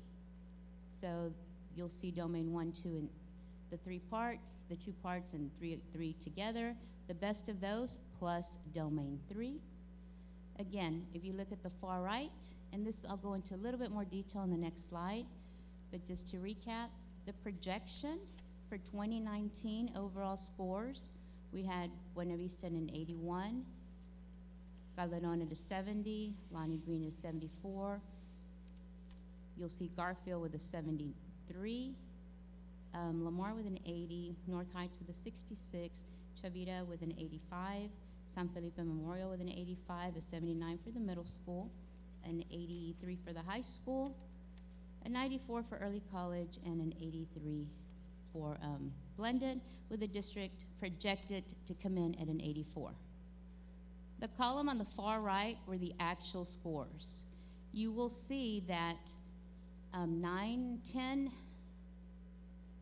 are in green, including the district. So 9 campuses were in the green. That means that they all met or exceeded their projection.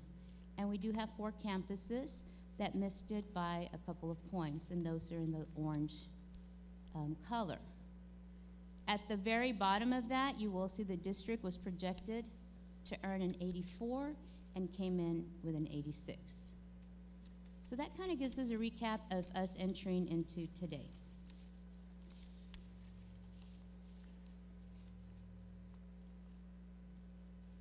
to make it just a little smaller so I can see it. So now we have the 2019 accountability projections and the final ratings. Again, you have the scores listed to the left. You have student achievement for 2018 listed down the gray column on the far left. From there, you'll see that we predicted with the campus principals every domain. So you'll have domain 1 for student achievement, and that was a projection. If you keep moving over, and you know what, let me stop at this point. There are 4 arrows at the top, and those are the actual scores that came in. So that kind of helps guide you. To the left of those are the projected. So going back to the peach color, you do have the 2019 projected student achievement for every campus, and then the actual. If you go over to domain 2, you have the projected academic growth, the 2018, and then you have the projected academic growth along with the actual.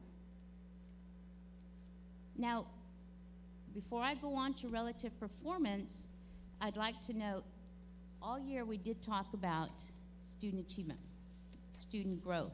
There was a big focus with the campus principals. We knew that we needed to make sure and monitor that every student in our district scored some kind of percentage for growth. At that point, you'll see where the circles for every campus represent what they actually use in the domains. And the majority of the campuses, or a good section of them, used academic growth. You'll also notice that in that column, most of the campuses are in green. For instance, if you look at Calderon, they were projected to earn a 66, they earned a 77, so surpassed their projection by 11 points. And the information goes all the way down the column. A very important part is the relative performance. The district cannot predict how we're going to perform with other campuses that are very similar to us because we never know which campuses we will be compared to. So there's comparison for the district and the campuses based on the percentage of ECO-DIS students. One area you would like to look at is the 2018 relative performance, where my cursor's at, and next to it you'll see 100% of the campuses in green. They all surpassed 2018 relative performance. So that tells us that the district is headed in the right direction. Every campus is, when compared to districts like us, to campuses like us, they are exceeding or doing better than they from the previous year to this year. If I could now lead you to the right side columns, you'll see the 2019 projected overall scores for the districts. That's what we had calculated to use with the principals. Then you'll see the 2019 overall score. And there is a mistake here. It says 10 out of 14 schools, but it's 9 out of 13 plus the district. So it's 14 rated identities, but it's 9 out of the 13 campuses surpassed their projected target score. So with the exception of Buena Vista, San Felipe Memorial and Middle School that missed it by 2 points, and Ruben Chavita that missed it by 2 points. All the other campuses are in green. Calderon with a +6, Lonnie Green with a +5, Garfield with a +5, Lamar with a +2, North Heights with a +9. First year, Bobby Barrera came in at a 91. Guantadero High School, they met their projection of 83. Early College of +1, Blended Academy of +13, and the district of +2. Another very important part is to reiterate that all of the schools outscored their 2018 score in 2019.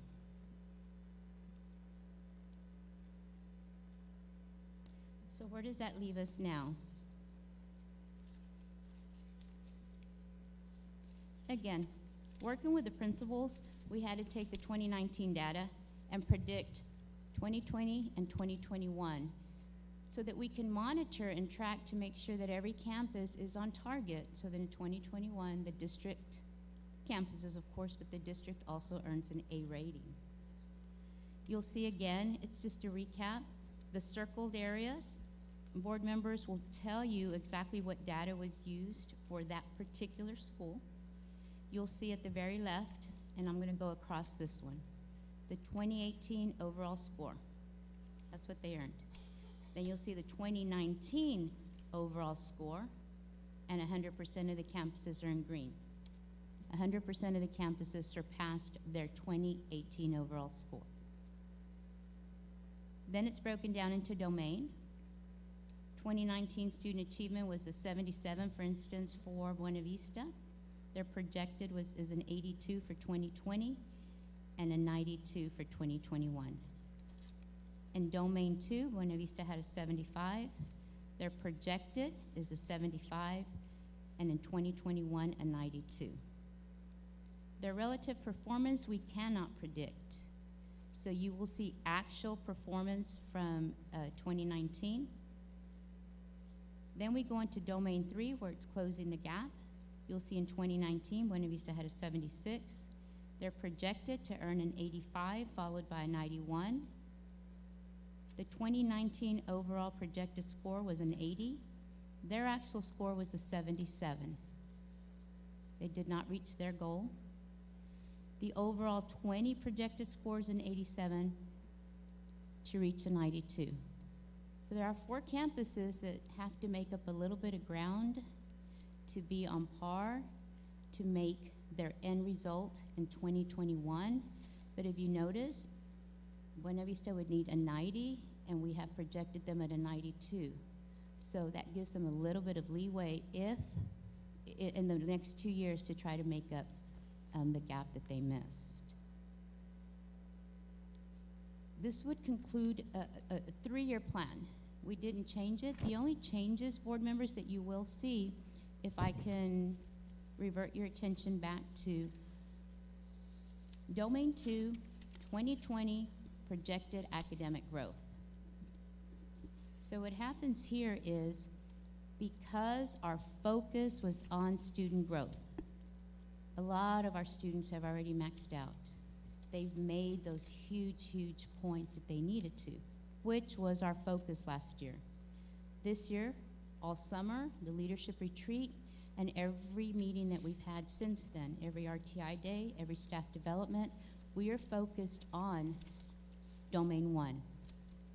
You've heard us mention the approaches, meets, and masters, the point system for each one, and how we're tracking the students. So our focus will be Domain 1. It has been for the entire semester, and we know that by increasing Domain 1, it correlates with Domain 3. So that is, in a nutshell, the presentation for campus performance objectives. I did give you as large a copy as I could because the numbers were very tight, but I can take any questions that you might have. Just want to make an overall comment that there have been strides made, and I see, again, that it's a concerted effort from administration in regard to improving the scores. I think the only concern that I have is with closing the gap in the subgroups. Mm-hmm. But overall, Yes, sir. we stand to hopefully reach that A in the very next year. Comments from board members or questions? Mrs. Webb? I don't have questions, I just have some comments. Yes, ma'am. You made reference to the fact that Bobby Barrera made a 91, but we also have to realize that that particular campus only tested about 21 students in comparison to the other campuses. Correct. So, but if you look at the academic growth for that same campus, they had a 65. Correct. Can you allude to that? Student achievement was at 91, but their academic growth for 2019 was 65, unless there's an error. No, Yep. ma'am. A lot of the students didn't test the previous year, Okay, so there was very little room for comparison. okay. Very few students attended Chavita the year before. most students were new to the district entirely. So that's why that score is skewed. But the accountability system provides for you to use either outright student achievement in domain 1 or choose academic growth in domain 2. And it's built for those reasons.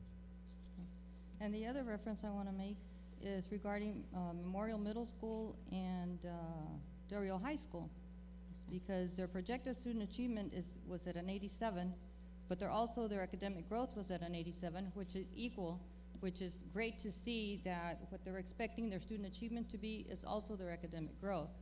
And the same thing, I see the same thing at high school, an 89, and their academic growth is also at an 89.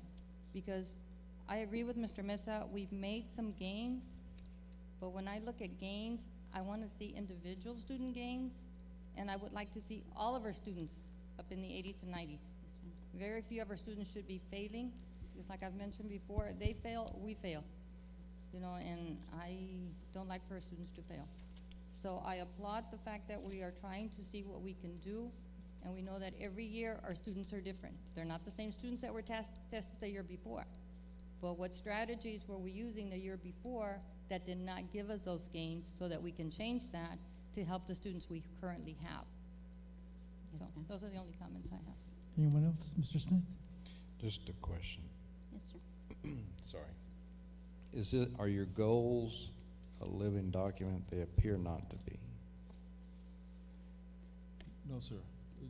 They are, we have to adjust them from one year to the next. We won't adjust them after the board approves them, but once the goal is met, like for example, this last year in 2019, a lot of the campuses not only met the goal for 2019, but they even met the goal for 2020. So we can't leave the goal the same. We have to say, you know what, your goal just went up to what it was got to be for the third year because you got there quicker. Yep. So we have to make those adjustments. Okay, so that's TBD then. Yes, sir. Okay, got it. Thank you. Ms. Gomez, I just have one other question regarding, I've made comment before about our Commissioner, Mike Moranth, has made great strides in providing resources for families. And I just wondered, are our parents taking advantage of the books to read over the summer and resources for parents to use? We did make that information available, Mr. Mesa, to all the principals, all the parental liaisons, and we actually do have parent meetings where we promote all of that with the parents. So you do go over the items that are on the website? Absolutely. Those are actually the first sessions in the fall, and while there are a lot, there are some limited resources depending on grade level, but we go over all of them with the parents. Yes, sir. I know one thing that happened over the summer that I hadn't seen in previous years is the attendance at the libraries. There were many activities. I hope we can coordinate with them in regard to sharing the information. I will follow up with that. I know we do coordinate with summer programs with them. Especially for reading those books. Yes. They have them by grade level. Jackie Gurley is the one that helps facilitate that for us. So yes, sir. Anyone else? Again, I think there were great strides. We always look at the subgroups, so we're hopefully closing the gap in the coming future. Thank you for that great report. Thank you, sir. Next item that we have, board members, is the consent agenda. Again, one action will approve all items on the consent agenda. There's a couple of minutes from board meetings, public hearing, and special call board meeting. There's also some large purchases in regard to cybersecurity. So if you would like any of these items or have questions in regard to any item that you would like to either pull out or receive more information, we can do that.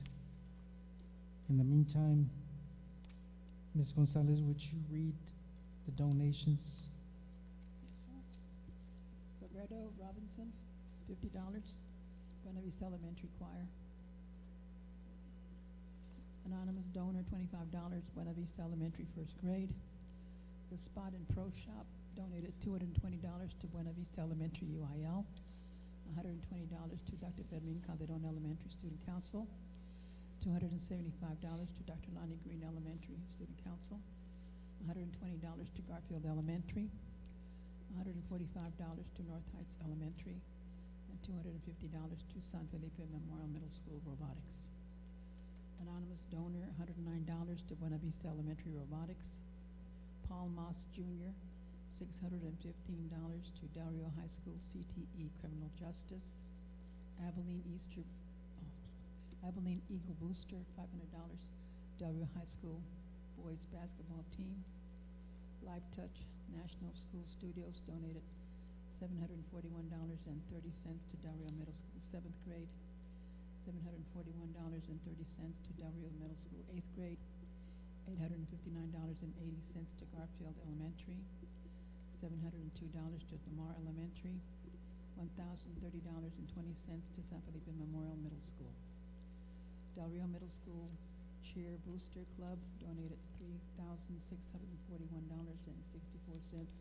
to Del Rio Middle School cheerleaders. Chick-fil-A, $798 to Del Rio, do it again. Chick-fil-A, $798 to Delani Green Elementary. McDonald's, $625.92 to Garfield Elementary. American Legion, $150 to Lamar Elementary Robotics. Dave and Linda Uranga, $250 to Lamar Elementary Robotics. Mr. Gaddy's Pizza, $101.69 to Lamar Elementary Robotics. San Felipe X, $300 to Lamar Elementary Robotics. That's a tongue twister, okay. San Felipe Lions Club, $150 to Lamar Elementary Robotics. Mr. Gaddy's Pizza, $240.73 to Ruben Chavita Elementary. Nadia Farhat, $10 Mr. Gaddy game cards, total value $50 to Buena Vista Elementary. Rights at the Lake Steakhouse, 2 gift certificates, total value $45 to Del Rio Middle School 7th grade. Board of Federal Credit Union, 10 coats, total value $150 to Garfield Elementary. First United Methodist Church, 60 bags of food, total value $600 to Garfield Elementary. Aguas de los Cielos, 15 aguas frescas, total value $45 to North Heights Elementary. Thank you. As always, we're grateful for individuals and businesses donating to our good projects that we have throughout the district, and I really would like to thank Ms. Gonzalez for reading that long list of donations. Again, thank you individuals and businesses for promoting San Felipe de Oro CISD. Again, board members, at this time, if there's any questions in regard to minutes of the meetings that we've had or any other item in the consent agenda, I will ask. Is there any item that needs to be pulled up? Mr. Overfelt? Just a question on G2. G2. Okay. Can someone answer G2? It's the contract with, I don't even know how to say the name.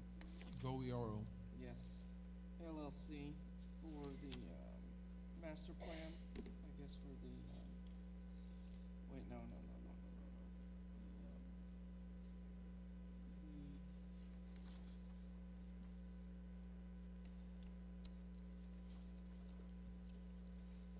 Maybe it's not master plan, I'm sorry. G1 that deals with the elementary school for architectural services. Yes, sir. in the elementary. I know in there on what would be page 2, it says it's based upon the owner's current Garfield Elementary School, but with design and programming updated to be current code and applicable standards. I know Garfield was the last one built, and it's nice. They're architecturally, but we have the ability to build something new now, and I know every year we go to these conferences that have all the different architectural award winners that are just stunning. I just would hate to continue down what I call Southwest institutional style architecture that we've seen all of our buildings kind of be built with there. So I'm hoping there's a lot that can be played with there in that interpretation of current Garfield Elementary. Yes, sir. The architect is gonna come up with their own design. Our intent in naming Garfield is twofold: the square footage, the number of classrooms, the number of students it's built for ultimately, and the expenses on the facade. We don't want to set up the district to where we spend a whole lot of money on facade and looks and then be criticized that we went overboard. That's why we set those limits. But the architect is free to come up with all designs and work within that square footage and that expense on facade. Thank you. Anyone else? And again, thank you, Mr. Orfeld, for pointing that out, because we do not expect for all the campuses to look like the previous campus that we have in our district, so we want to upgrade in regard to everything, the colors, the furniture, and make it appealing as much as we can to both staff and students. So, no questions in regard to consent agenda? None, hearing none, then I will ask for a motion to approve. Mr. Smith, seconded by Mr. Orfeld. All those in agreement, indicate by raising your right hand. Motion carries unanimously. Thank you very much. We go into administration. 10A, consider and take possible action, RFQ 20-03, selection of law firm as legal counsel to the district. This is something that we've discussed for several meetings already, and I wanted to make sure that we had as many board members here as possible. It's not a matter of it being broken, but I guess in regard to everything that is happening, we have not revisited this item in regard to the early 80s.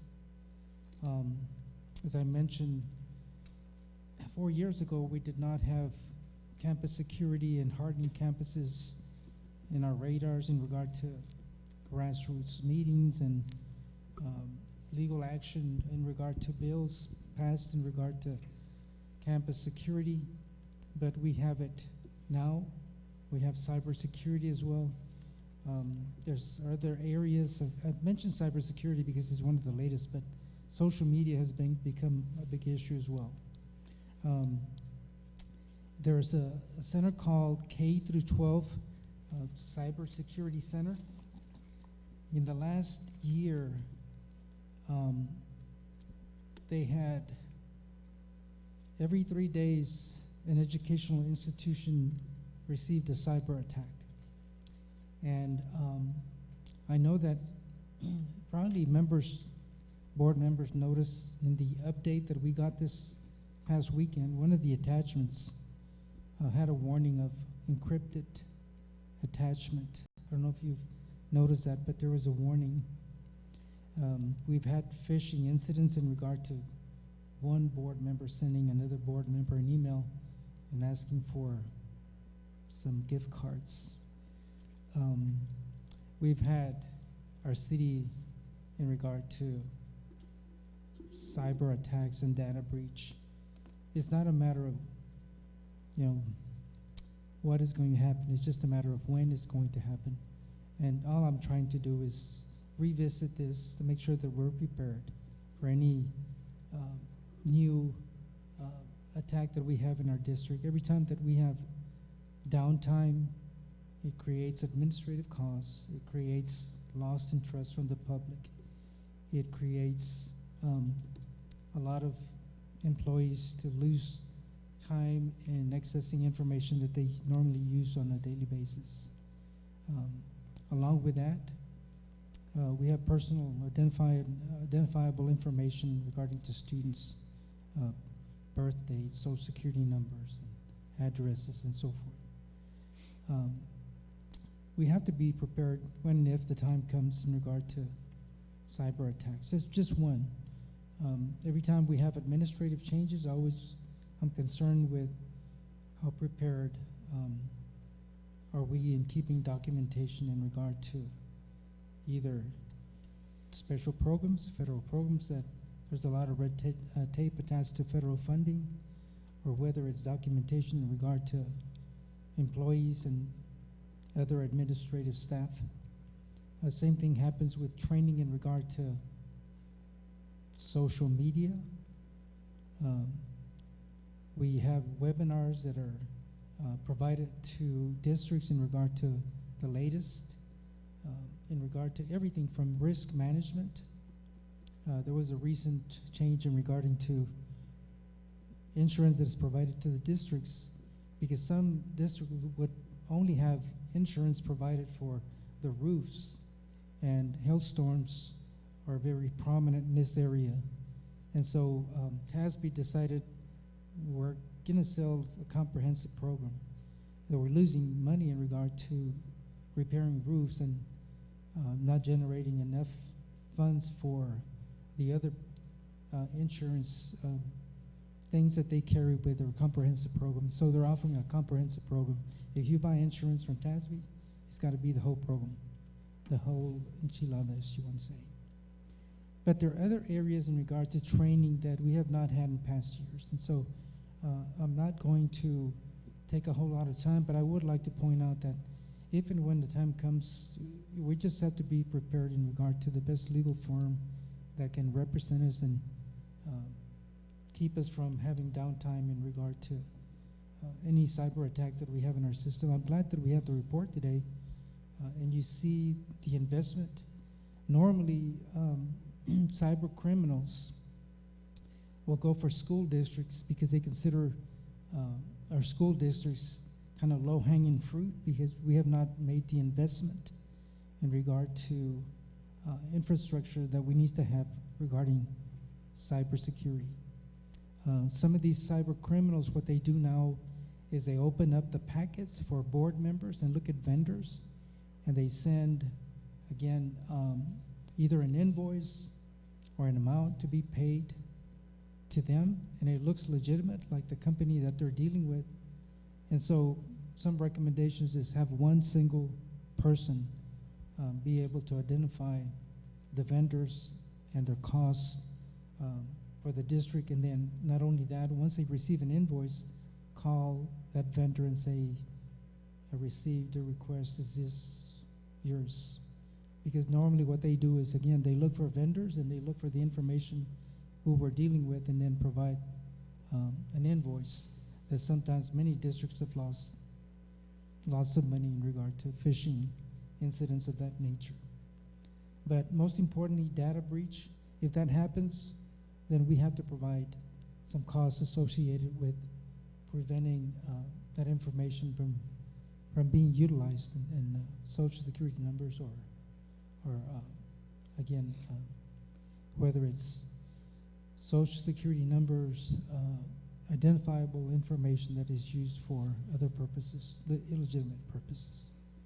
But again, my intent was simply for us to be prepared, because there will be a time when this will happen. It's already happening.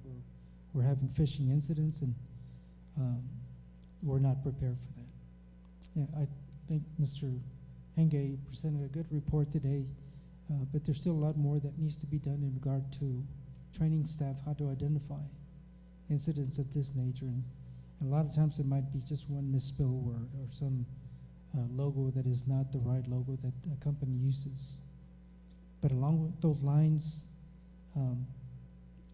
I just want to make sure that legally we have the best representation in regard to items that are new to us. I mentioned we've had several incidents in social media where pictures are posted and someone gets into trouble because they forward it to someone else, either a confiscated phone from a student or whatever it might be. But it's every time that an incident of this nature happens, it's time to train our staff and time to learn from those mistakes that are happening. Whenever we have downtime, yes, we're going to lose a lot of money. Yeah, we're going to lose public trust. And so with that being said, we had RFQs that went out. We had 3 legal firms that, again, sent in information. We formulated questions. We interviewed those 3 legal firms. And I think they were very well represented, and some that were very well qualified. And I think they're all well qualified, but some that provided some additional services such as webinars and training sessions, and they do presentations at major conferences and so forth. So those things are important. But again, I wanted to make sure that everyone was present. We have Mr. Contreras out today, but I think, we have enough information for us to make a decision in regard to whether we keep our current legal counsel or again go for a new legal counsel to represent our district in regard to these matters that I just went over. Those are some examples, but there's training in so many areas, because I mentioned documentation. We have not had training for employees and administrators and everyone involved, because there's a way of keeping documentation, and a lot of times it might be just documentation that whenever they do an audit, a federal audit, we need to have that information. I know Mrs. Webb and myself work with the federal programs, and it's not, tell me, it says show me the people that signed up for this meeting, show me the agendas and signatures of parents that attended the meetings and so forth. But with that being said, I'm going to turn it over for discussion. Mr. Smith. I don't want to get into a long-winded discussion. I myself personally, I see no value. My opinion hasn't changed. I didn't sit in on the interviews, but I read proposals. I see no value in a change. I think we're represented well. I think that the current law firm is diverse. I think they've got well-staffed group that are representing us. It's not just one person. So I just leave it at that. At the moment, I just see no value in pursuing a different contract. Anyone else? I Yeah, Ms. appreciate that we Gonzalez. did it. I think we should all, everybody here has been evaluated one time or another. Keeps us on our toes. And I was glad to see other firms and what they did, because when I got here in 1982, it was the same. It was the guy we got now, Shulman, and I saw other people, what they had to offer, and I appreciated that. Thank you. I just want to say that, I'm involved with Texas Association of School Boards as well, and I see a lot of presentations that are done by Walsh, Anderson, Gallegos, and I see webinars that are available for every district. They do not have to be their representative, but you can sign up for these webinars. A lot of training that is provided for employees and so forth. And so during the interviews, which I think were an integral part of this process, was very informative. You see the number of staff that they have. You see the number of districts they represent. You see where they are in different states.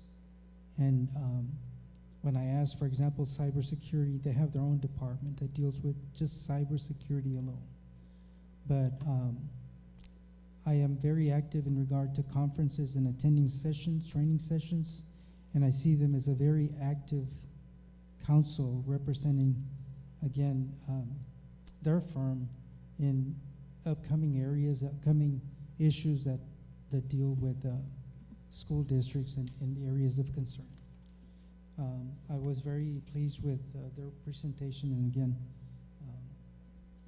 it is my wish that I'm just expressing my concern that I was very impressed with Walsh Anderson. Ms. Ward? I sit in on the interviews and I listen to everybody, and I'm in agreement with Mr. Smith that we keep current counsel. I was also a principal in the district where we did have presentations from Schulman's associates or administrators. Now maybe they haven't presented anything lately, but maybe they have not been asked to present. I don't know what the case is, but I know that he had been presenting prior. So I am with Mr. Smith that we keep current counsel. Mr. Having sat on the interview committee as well that day. Each one had their positives and their negatives that could be taken away from it. I know the current firm of Schumann, Lopez, Hoffer, Adelstein, there's what I refer to as institutional memory within this district that goes back so it knows the uniqueness of the district. I know Walsh, Walsh Gallegos or Walsh goes in and has a large firm that represents throughout the state and through other states there, and that's a plus as well. The only thing that just slightly worried me about them was in one of the questions we asked, talked about how easy it was to get a hold, and that particular firm, the impression I got, and maybe I interpreted it wrong, was it could be anyone within the firm, not necessarily one of the senior partners, but someone much lower on the ladder, which you would expect within a big firm there. So those are just some of the takeaways that I got from it, from the three, and I can't remember off the top of my head the third group that we interviewed. Escamilla, Ponic. Escamilla and Pontiac. Small firm as well there, but out of the three, my top two choices would be the current firm or Walsh Gallego would be the two that would be on my list of consideration. Okay. And Amy, you have any? Yes, sir. I wasn't able to sit in on the interviews as well, but the information provided was very thorough, and I think the Walsh group that you're speaking of, they have a lot of things to offer. But going back to Ms. Wanawata Webb, why don't we encourage our firm to do some more activities and provide trainings as well? So either way, I was impressed with the Walsh group as well. And again, I just want to make sure that if and when an incident of this nature happens, that we're well prepared. Dr. Rios, a question: when did the last time that Mr. Schumann presented to our staff?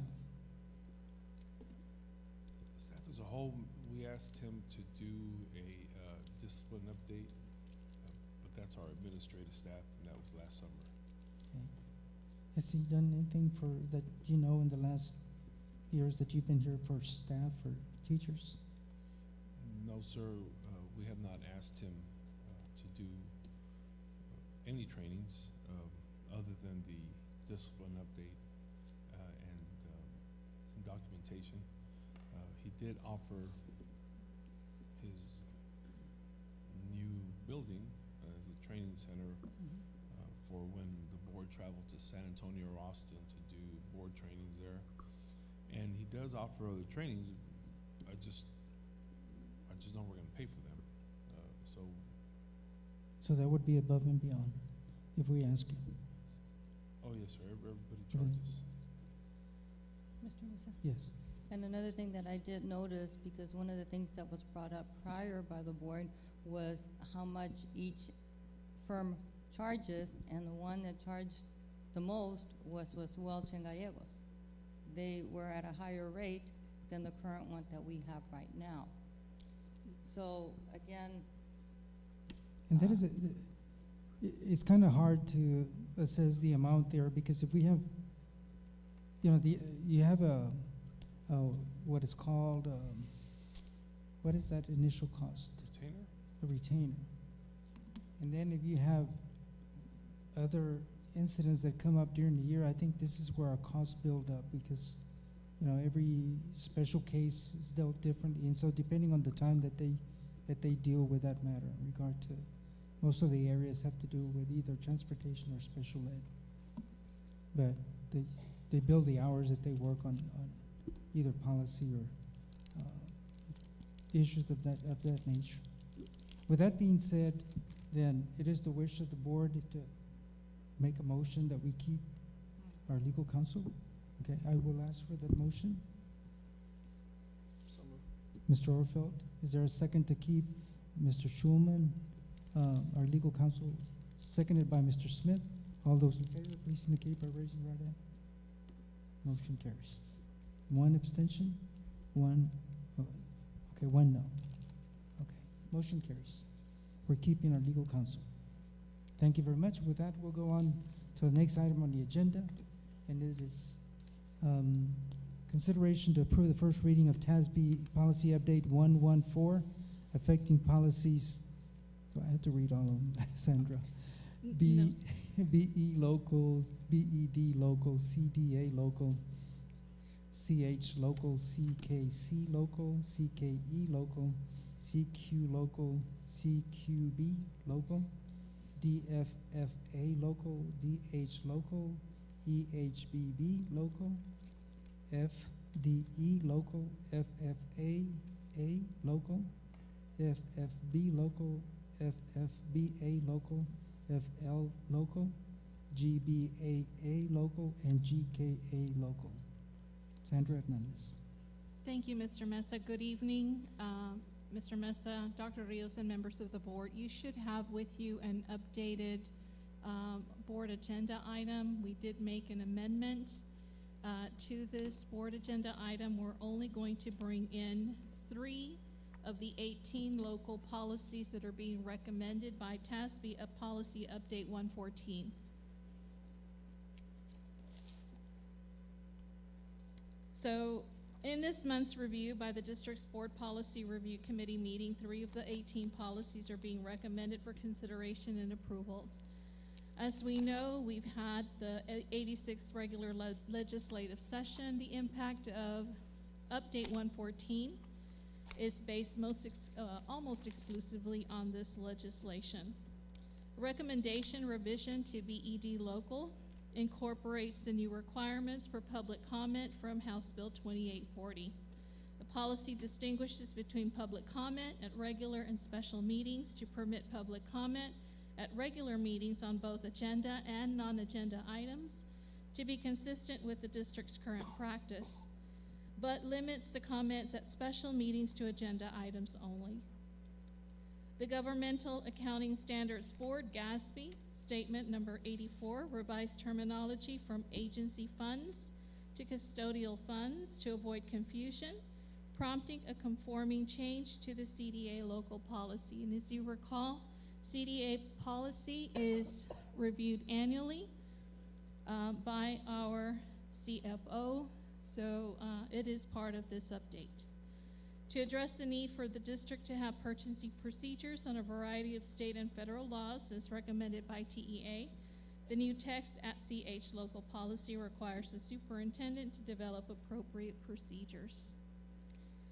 And at this time, I can entertain any questions. There are several policies, as I mentioned earlier. What our policy committee is asked to do is to take them a few at a time so that we can review them. There's several changes that impacted from this last legislative session. And I sit in that committee, and I truly appreciate the fact that you're taking 3 at a time, because we'd be there all night looking at all of these. So again, board members, she will bring 3 at a time to our meetings until we get done with all of these. And again, most of these are done through HB3 in regard to changes, Sandra? Several of them are several different House bills and Senate bills that are impacting this, these policies. Okay. Any questions from board members? Discussion? Okay. We need to take action on this. The recommendation? It is the recommendation of the administration that the Board of Trustees approve the first reading of TASB Policy Update 114, affecting policies BED local, CDA local, and CH local as presented by the Board Policy Review Committee. You've heard the recommendation from administration. I will entertain motion for approval. Mr. Orfeld, seconded by Amy Haynes. All those in favor, please indicate by raising your right hand. Motion carries unanimously. Thank you, sir. Item 11A, consideration to approve new career and technical education CTE programs of study and respective courses offered at Del Rio High School. Ida Gomez and Roger Gonzalez. Good evening again, Mr. Mesa, Dr. Rios, and members of the board. CTE students have been following a coherent sequence of courses in rigorous content for many years. A new, more formal statewide initiative, now called Programs of Study, will allow our school district to meet federal approved requirements within the Strengthening CTE for the 21st Century Act, also known as Perkins 5. New programs of study align education to the diverse needs of the Texas economy and increases opportunities for student achievement. This new initiative is a collaboration of the Texas Workforce, the Texas Education Agency, and the Higher Education Board. Students in CTE programs will continue to follow a coherent sequence of courses that will lead to industry-based certifications with opportunities to engage in work-based learning to ensure students are prepared for in-demand, high-skill, high-wage careers. In order to expand student opportunities, and provide program flexibility, CTE administration is requesting approval of the programs of study that are listed in your agenda there. We have programs of study, course names, CTE cluster, grade level, and course weight. The first one is cybersecurity. Under cybersecurity, there are 4 courses: Fundamentals of Computer Science, AP Computer Science Principles, Digital Forensics, and Project-Based Research. Under the Family and Community Service programs of study, we have Family and Community Services, Counseling, and Mental Health. The third programs of study we're recommending is Marketing and Sales, Sports and Entertainment Marketing, Advertising, and Advanced Marketing. And the last one is Digital and Multimedia Arts, and this would be Digital Art and Animation. Currently, we have 74 CT courses. That's not including the dual credit courses that are offered through CT programs. This will give our school district 23 programs of study in CTE. Questions? Any questions? Mr. Gonzalez, I just want to make a comment that I think you're doing a tremendous job in bringing all these courses for our students and preparing them for the future and great paying jobs. Thank you. Recommendation, please. It is a recommendation of the administration that the Board of Trustees approve the CT programs of study and respective courses available to Del Rio High School students as presented. For the recommendation, is there a motion for approval? Mr. Smith, seconded by Ms. Gonzalez. All those in favor? Motion carries unanimously. Thank you, sir. We do not have any items under 12, Technology and Operations. Item 13, Business and Finance, consideration to approve the 2020-2021 Budget Development Calendar. Mr. Henry Arredondo. Good evening, Mr. Mesa, board members, Dr. Rios. We have here the consideration to approve 2020-21 budget development calendar. So the budgetary process begins with sound planning. Planning defines the goals and objectives of the school district and develops programs to attain those goals and objectives. The budget calendar listing critical dates for the preparation, submission, and review of campus and department budgets for the school district is prepared during the budget planning process at the district level. The budget development calendar will guide the fiscal year 2020-2021 district budget process. We have here included 4 board workshops. If you look at the calendar, late May 28th would be our first budget workshop. The next month would be the second budget workshop. And in July, there's a third budget workshop scheduled and an optional one if needed for the fourth budget workshop.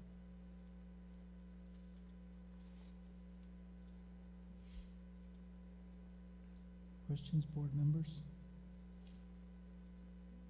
Is there any drastic changes? Pretty much Standard okay. procedure. There being no questions, then I will ask for administration recommendation. Okay, it is the recommendation of the administration that the Board of Trustees approve the budget development calendar to guide the fiscal year 2020, 2021 budgeting process. Heard the recommendation. Is there a motion for approval? By Mr. Smith, seconded by Ms. Gonzalez. All those in favor? Motion carries unanimously. Thank you very much. Item B, 13B, consideration and approval of a resolution moving forward related to issuance of district bonds. Mr. Arredondo. Okay, good evening once again. We have this item, consideration and approval of preliminary plan of finance for unlimited tax school building bonds, Series 2020. And I have here our financial advisors, David Gonzalez, that is going to make the presentation with the timelines.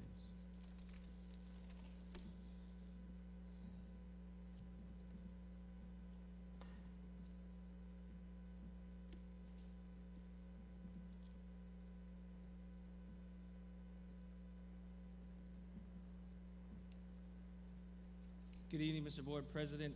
Again, the presentation that we have for this item, here we have it's a plan of finance for the bond election, and again, congratulations to the board and to the community on a successful bond. I believe it's been since 2005 or 2006 since the district last passed the last bond. So congratulations on that. The numbers and the slides that I have before you here today, you all have seen on several occasions, but I'm going to go ahead and hit certain slides. If y'all have any questions at any time, just go ahead and stop me, and I'll be happy to answer any questions y'all have. Here we have a chart on the left side that gives you an idea of what's happening to interest rates. This chart was taken at the end of October, and given where rates are today, rates are actually lower today than they were October 28th in the bond market. Here we have the working group participants. We have San Felipe del Rio CISD as the issuer. We have your financial advisor, your bond counsel, underwriters counsel to be determined. We have the rating agencies, Standard & Poor's and Moody's, bond insurance, TEA, PSF guarantee, and we have your paying agent, escrow agent as UMB Bank. Here we have a tax rate impact analysis that I know we've probably gone over this since March or April or May several times. And I'm going to go ahead and just briefly kind of cover everything from left to right. If you look at column number 3, we have your taxable assessed valuations. In column number 4, we have your existing debt. That includes your principal and interest. In column 5, we have the $19 million bond. In column 6, we have your total proposed new bond. And then in column 7, we add everything up. So we have your existing debt and your proposed bond election all in column 7. In column 8, we have the IFA assistance. In column 9, we have the EDA assistance for the new bonds. And then in column 10, once we have all of your existing debt and then the 2020 bonds, and then we subtract the assistance that you're going to get once you start levying your pennies on the interest and sinking fund, we have your total net debt service requirements in column 10. Now, what does that translate to in tax rates? If you look at column 1220, the first year you're looking at a 3-cent increase, and in the second year you're looking at a 2.5-cent increase for a total of 5.7. And then you're going to see in column 11 after road or fiscal year 2021, you're going to see 22 all the way down. You're going to see it's going to stay consistently at about 5.6 all the way down up until you get to 2032. If you look at the box that we have on the top left-hand side of the page, which is your assumptions, we're looking at a project fund of $19 million. We're looking at making a first interest payment on 8/15/2020. This will qualify these bonds as soon as possible for the existing debt allotment program, which we've discussed, where you're going to get state assistance from TEA. And then we have under rates, we had current market plus 75 basis points. When we ran these the first time, we showed you all what the market looked like at that time, and then we added 75 basis points, which is 0.75% to this analysis. We have your true interest costs and a term of 30 years. If there's no questions on this page, I'm gonna go ahead and jump over to the next one. Any questions? No questions. Okay, here we have a timetable of events. So at the top, for December 16th, we have a regular scheduled board meeting, consideration and approval of preliminary plan of finance for the 2020 bonds. So should the board decide for us to move forward, we're gonna get the ball rolling and begin working on documents, begin setting up meetings with the rating agencies, and begin preparing, marketing these bonds. If you look at the items highlighted in light blue, so if you go down about mid-page, February 25th, we'll prepare documents which called prospectuses that all the investors purchase. So they'll be purchasing San Felipe Del Rio CISD bonds. On February the 25th, we'll receive ratings from one of the major rating agencies, Moody's or Standard & Poor's. On March the 4th, we will price those bonds in the morning, and then we'll be here in the evening to present all of the results of the pricing. We'll provide interest rates, cost, an updated tax rate impact analysis to see exactly, what that debt service is going to look like compared to what we have here on a preliminary basis. And at that time, the board will decide to move forward with the sale or not to move forward with the sale.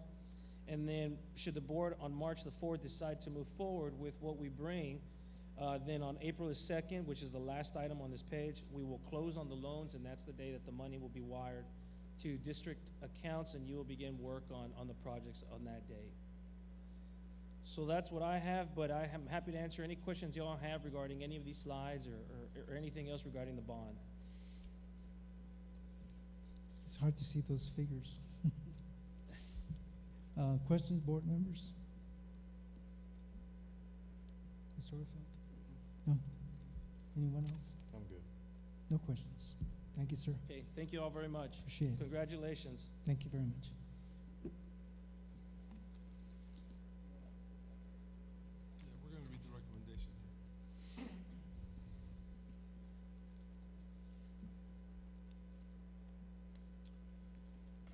So it is the recommendation of the administration that the Board of Trustees approve the preliminary plan of finance for unlimited tax school building bond series 2020, and you have the resolution attached. I'm sorry, can I ask bond counsel something? Sure. Do we have to name the resolution in the actual recommendation, or is the way he read it appropriate?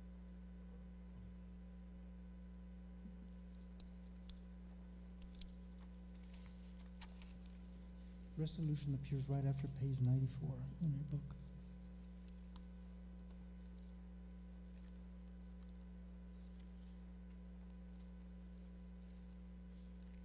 Did you read the recommendation? Okay, Mr. Redondo already read the recommendation from administration. I will entertain a motion for approval. Mr. Smith, seconded by Diana Gonzalez. All those in favor? Motion carries. Thank you very much. Appreciate you, gentlemen. Safe travels. Next item we have is 13C, consideration to review the guide for standard operations procedures and internal controls.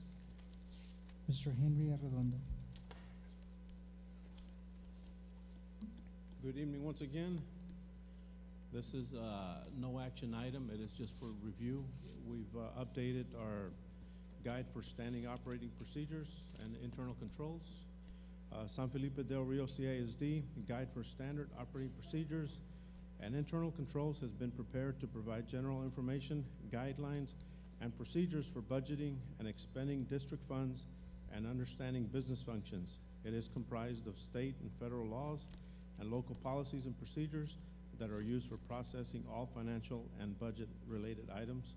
All policies and procedures in this manual apply to federal, state, and local funds unless otherwise specified.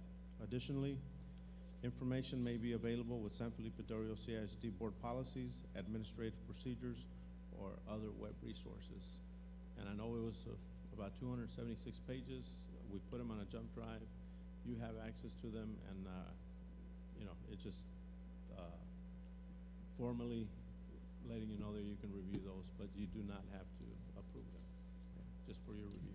Just want to make sure that everybody received their. I received it, but I did not read the 276. I didn't either. But I think all of us have it. Just spare time, we'll look at the 200 and something. Thank you, sir. Item 13D, consideration to approve the retired Del Rio High School furniture as surplus. Is that Mr. Dr. Henry? I'll take that item, sir. Dr. Rios. In the past, when we've had retired furniture, we've usually had a sale, an auction. And the auction, the rooms go, a room full of furniture stacked up, we call it a lot, it goes for about $25. It's almost not worth having it. We've been approached by different organizations at times to donate furniture. There's a whole lot of schools right across the border that would like some of that furniture. The problem is that they don't have the funds to compete with other vendors. The funding of the schools in Mexico is entirely different.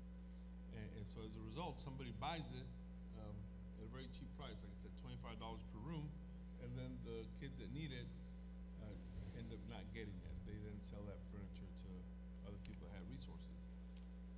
This last time we showed them the furniture, they really liked it, but I told them that we had to sell it first, or try to sell it.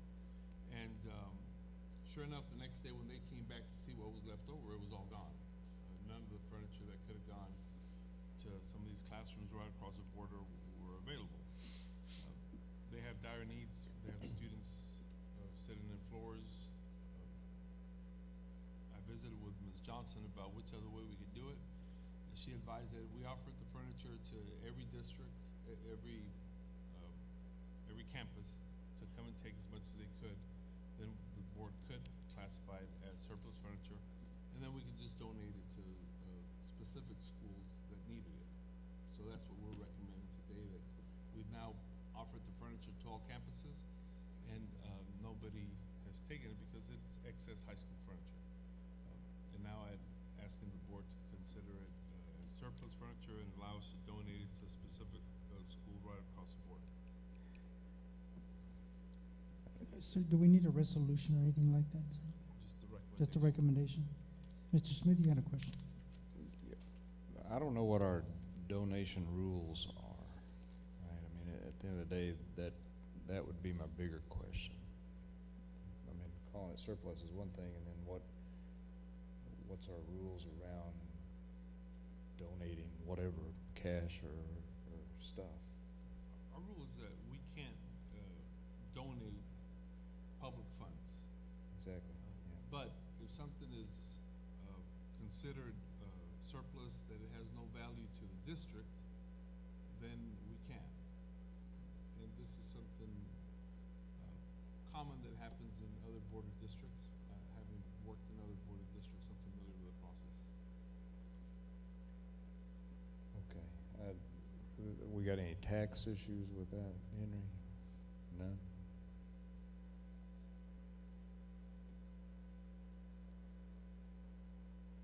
Mr. Smith, I had a question for you. Would there be any issue crossing this furniture? There would be, Cost involved? there would have to be a broker, but whoever's importing it would be the broker to do it. I mean, you can't just put it in the back of your truck and take it over there at that volume. We wouldn't do that. We would just hand it over to the officials from the school, and they have to worry about the hauls and everything.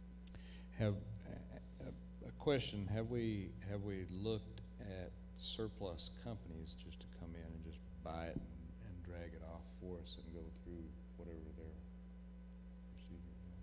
We look at surplus companies for old technology equipment just because it's heavier and harder to dispose of. But that's the only one that we've looked at, and we really haven't done the surplus technology in a while. I think the last effort cleared out most of what we had. I don't have any significant objection myself personally. Anyone else? Questions or? I think it's a good gesture. The only thing is that I just want to make sure that we do it the proper way. Yes, recommendation.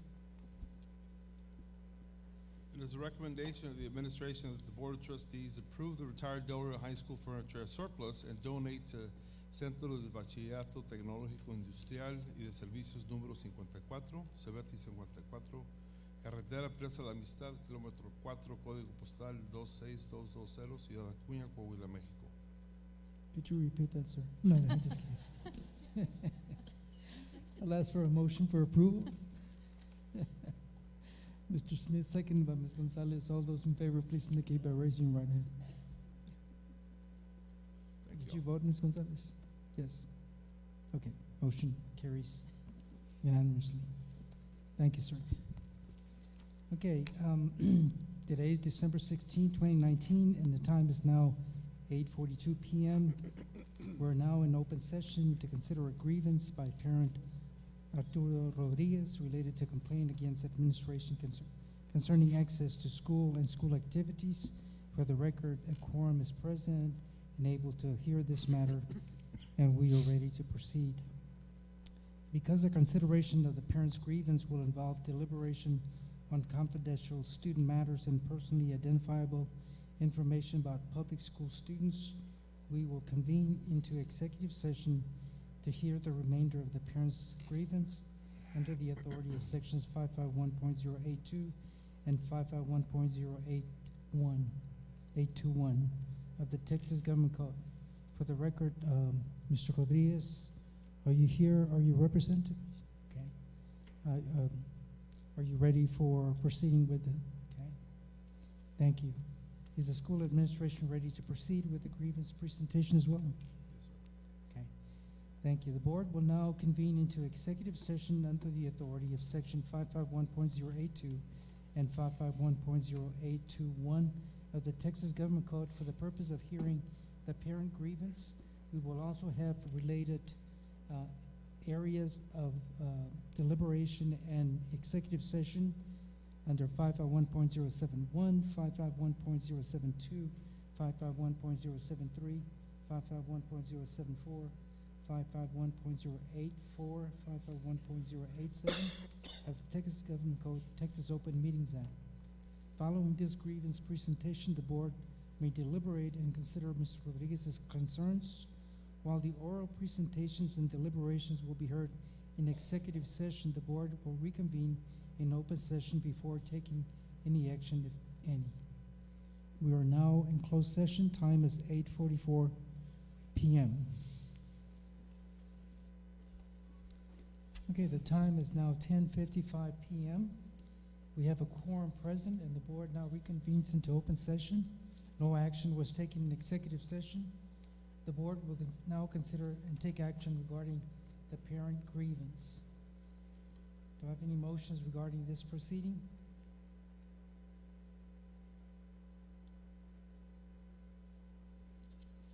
Hearing no motion, this matter is concluded for the purpose of today's meeting. We will now move on to the next item on the agenda. Next item on the agenda is the personnel report. Garcia. Good evening again. It is the recommendation of administration to approve the following new personnel. Noemi Quintero, 4th grade teacher at Dr. Lonnie Green Elementary. Nereida Menchaca, 1st grade teacher at Lamar Elementary. You've heard the recommendation from administration. I will entertain a motion for approval. Ms. Gonzalez, seconded by Amy Haynes. All those in favor, please indicate by raising your right hand. Motion carries. We have no other items on the agenda. We have no salary adjustments, and item D has been tabled.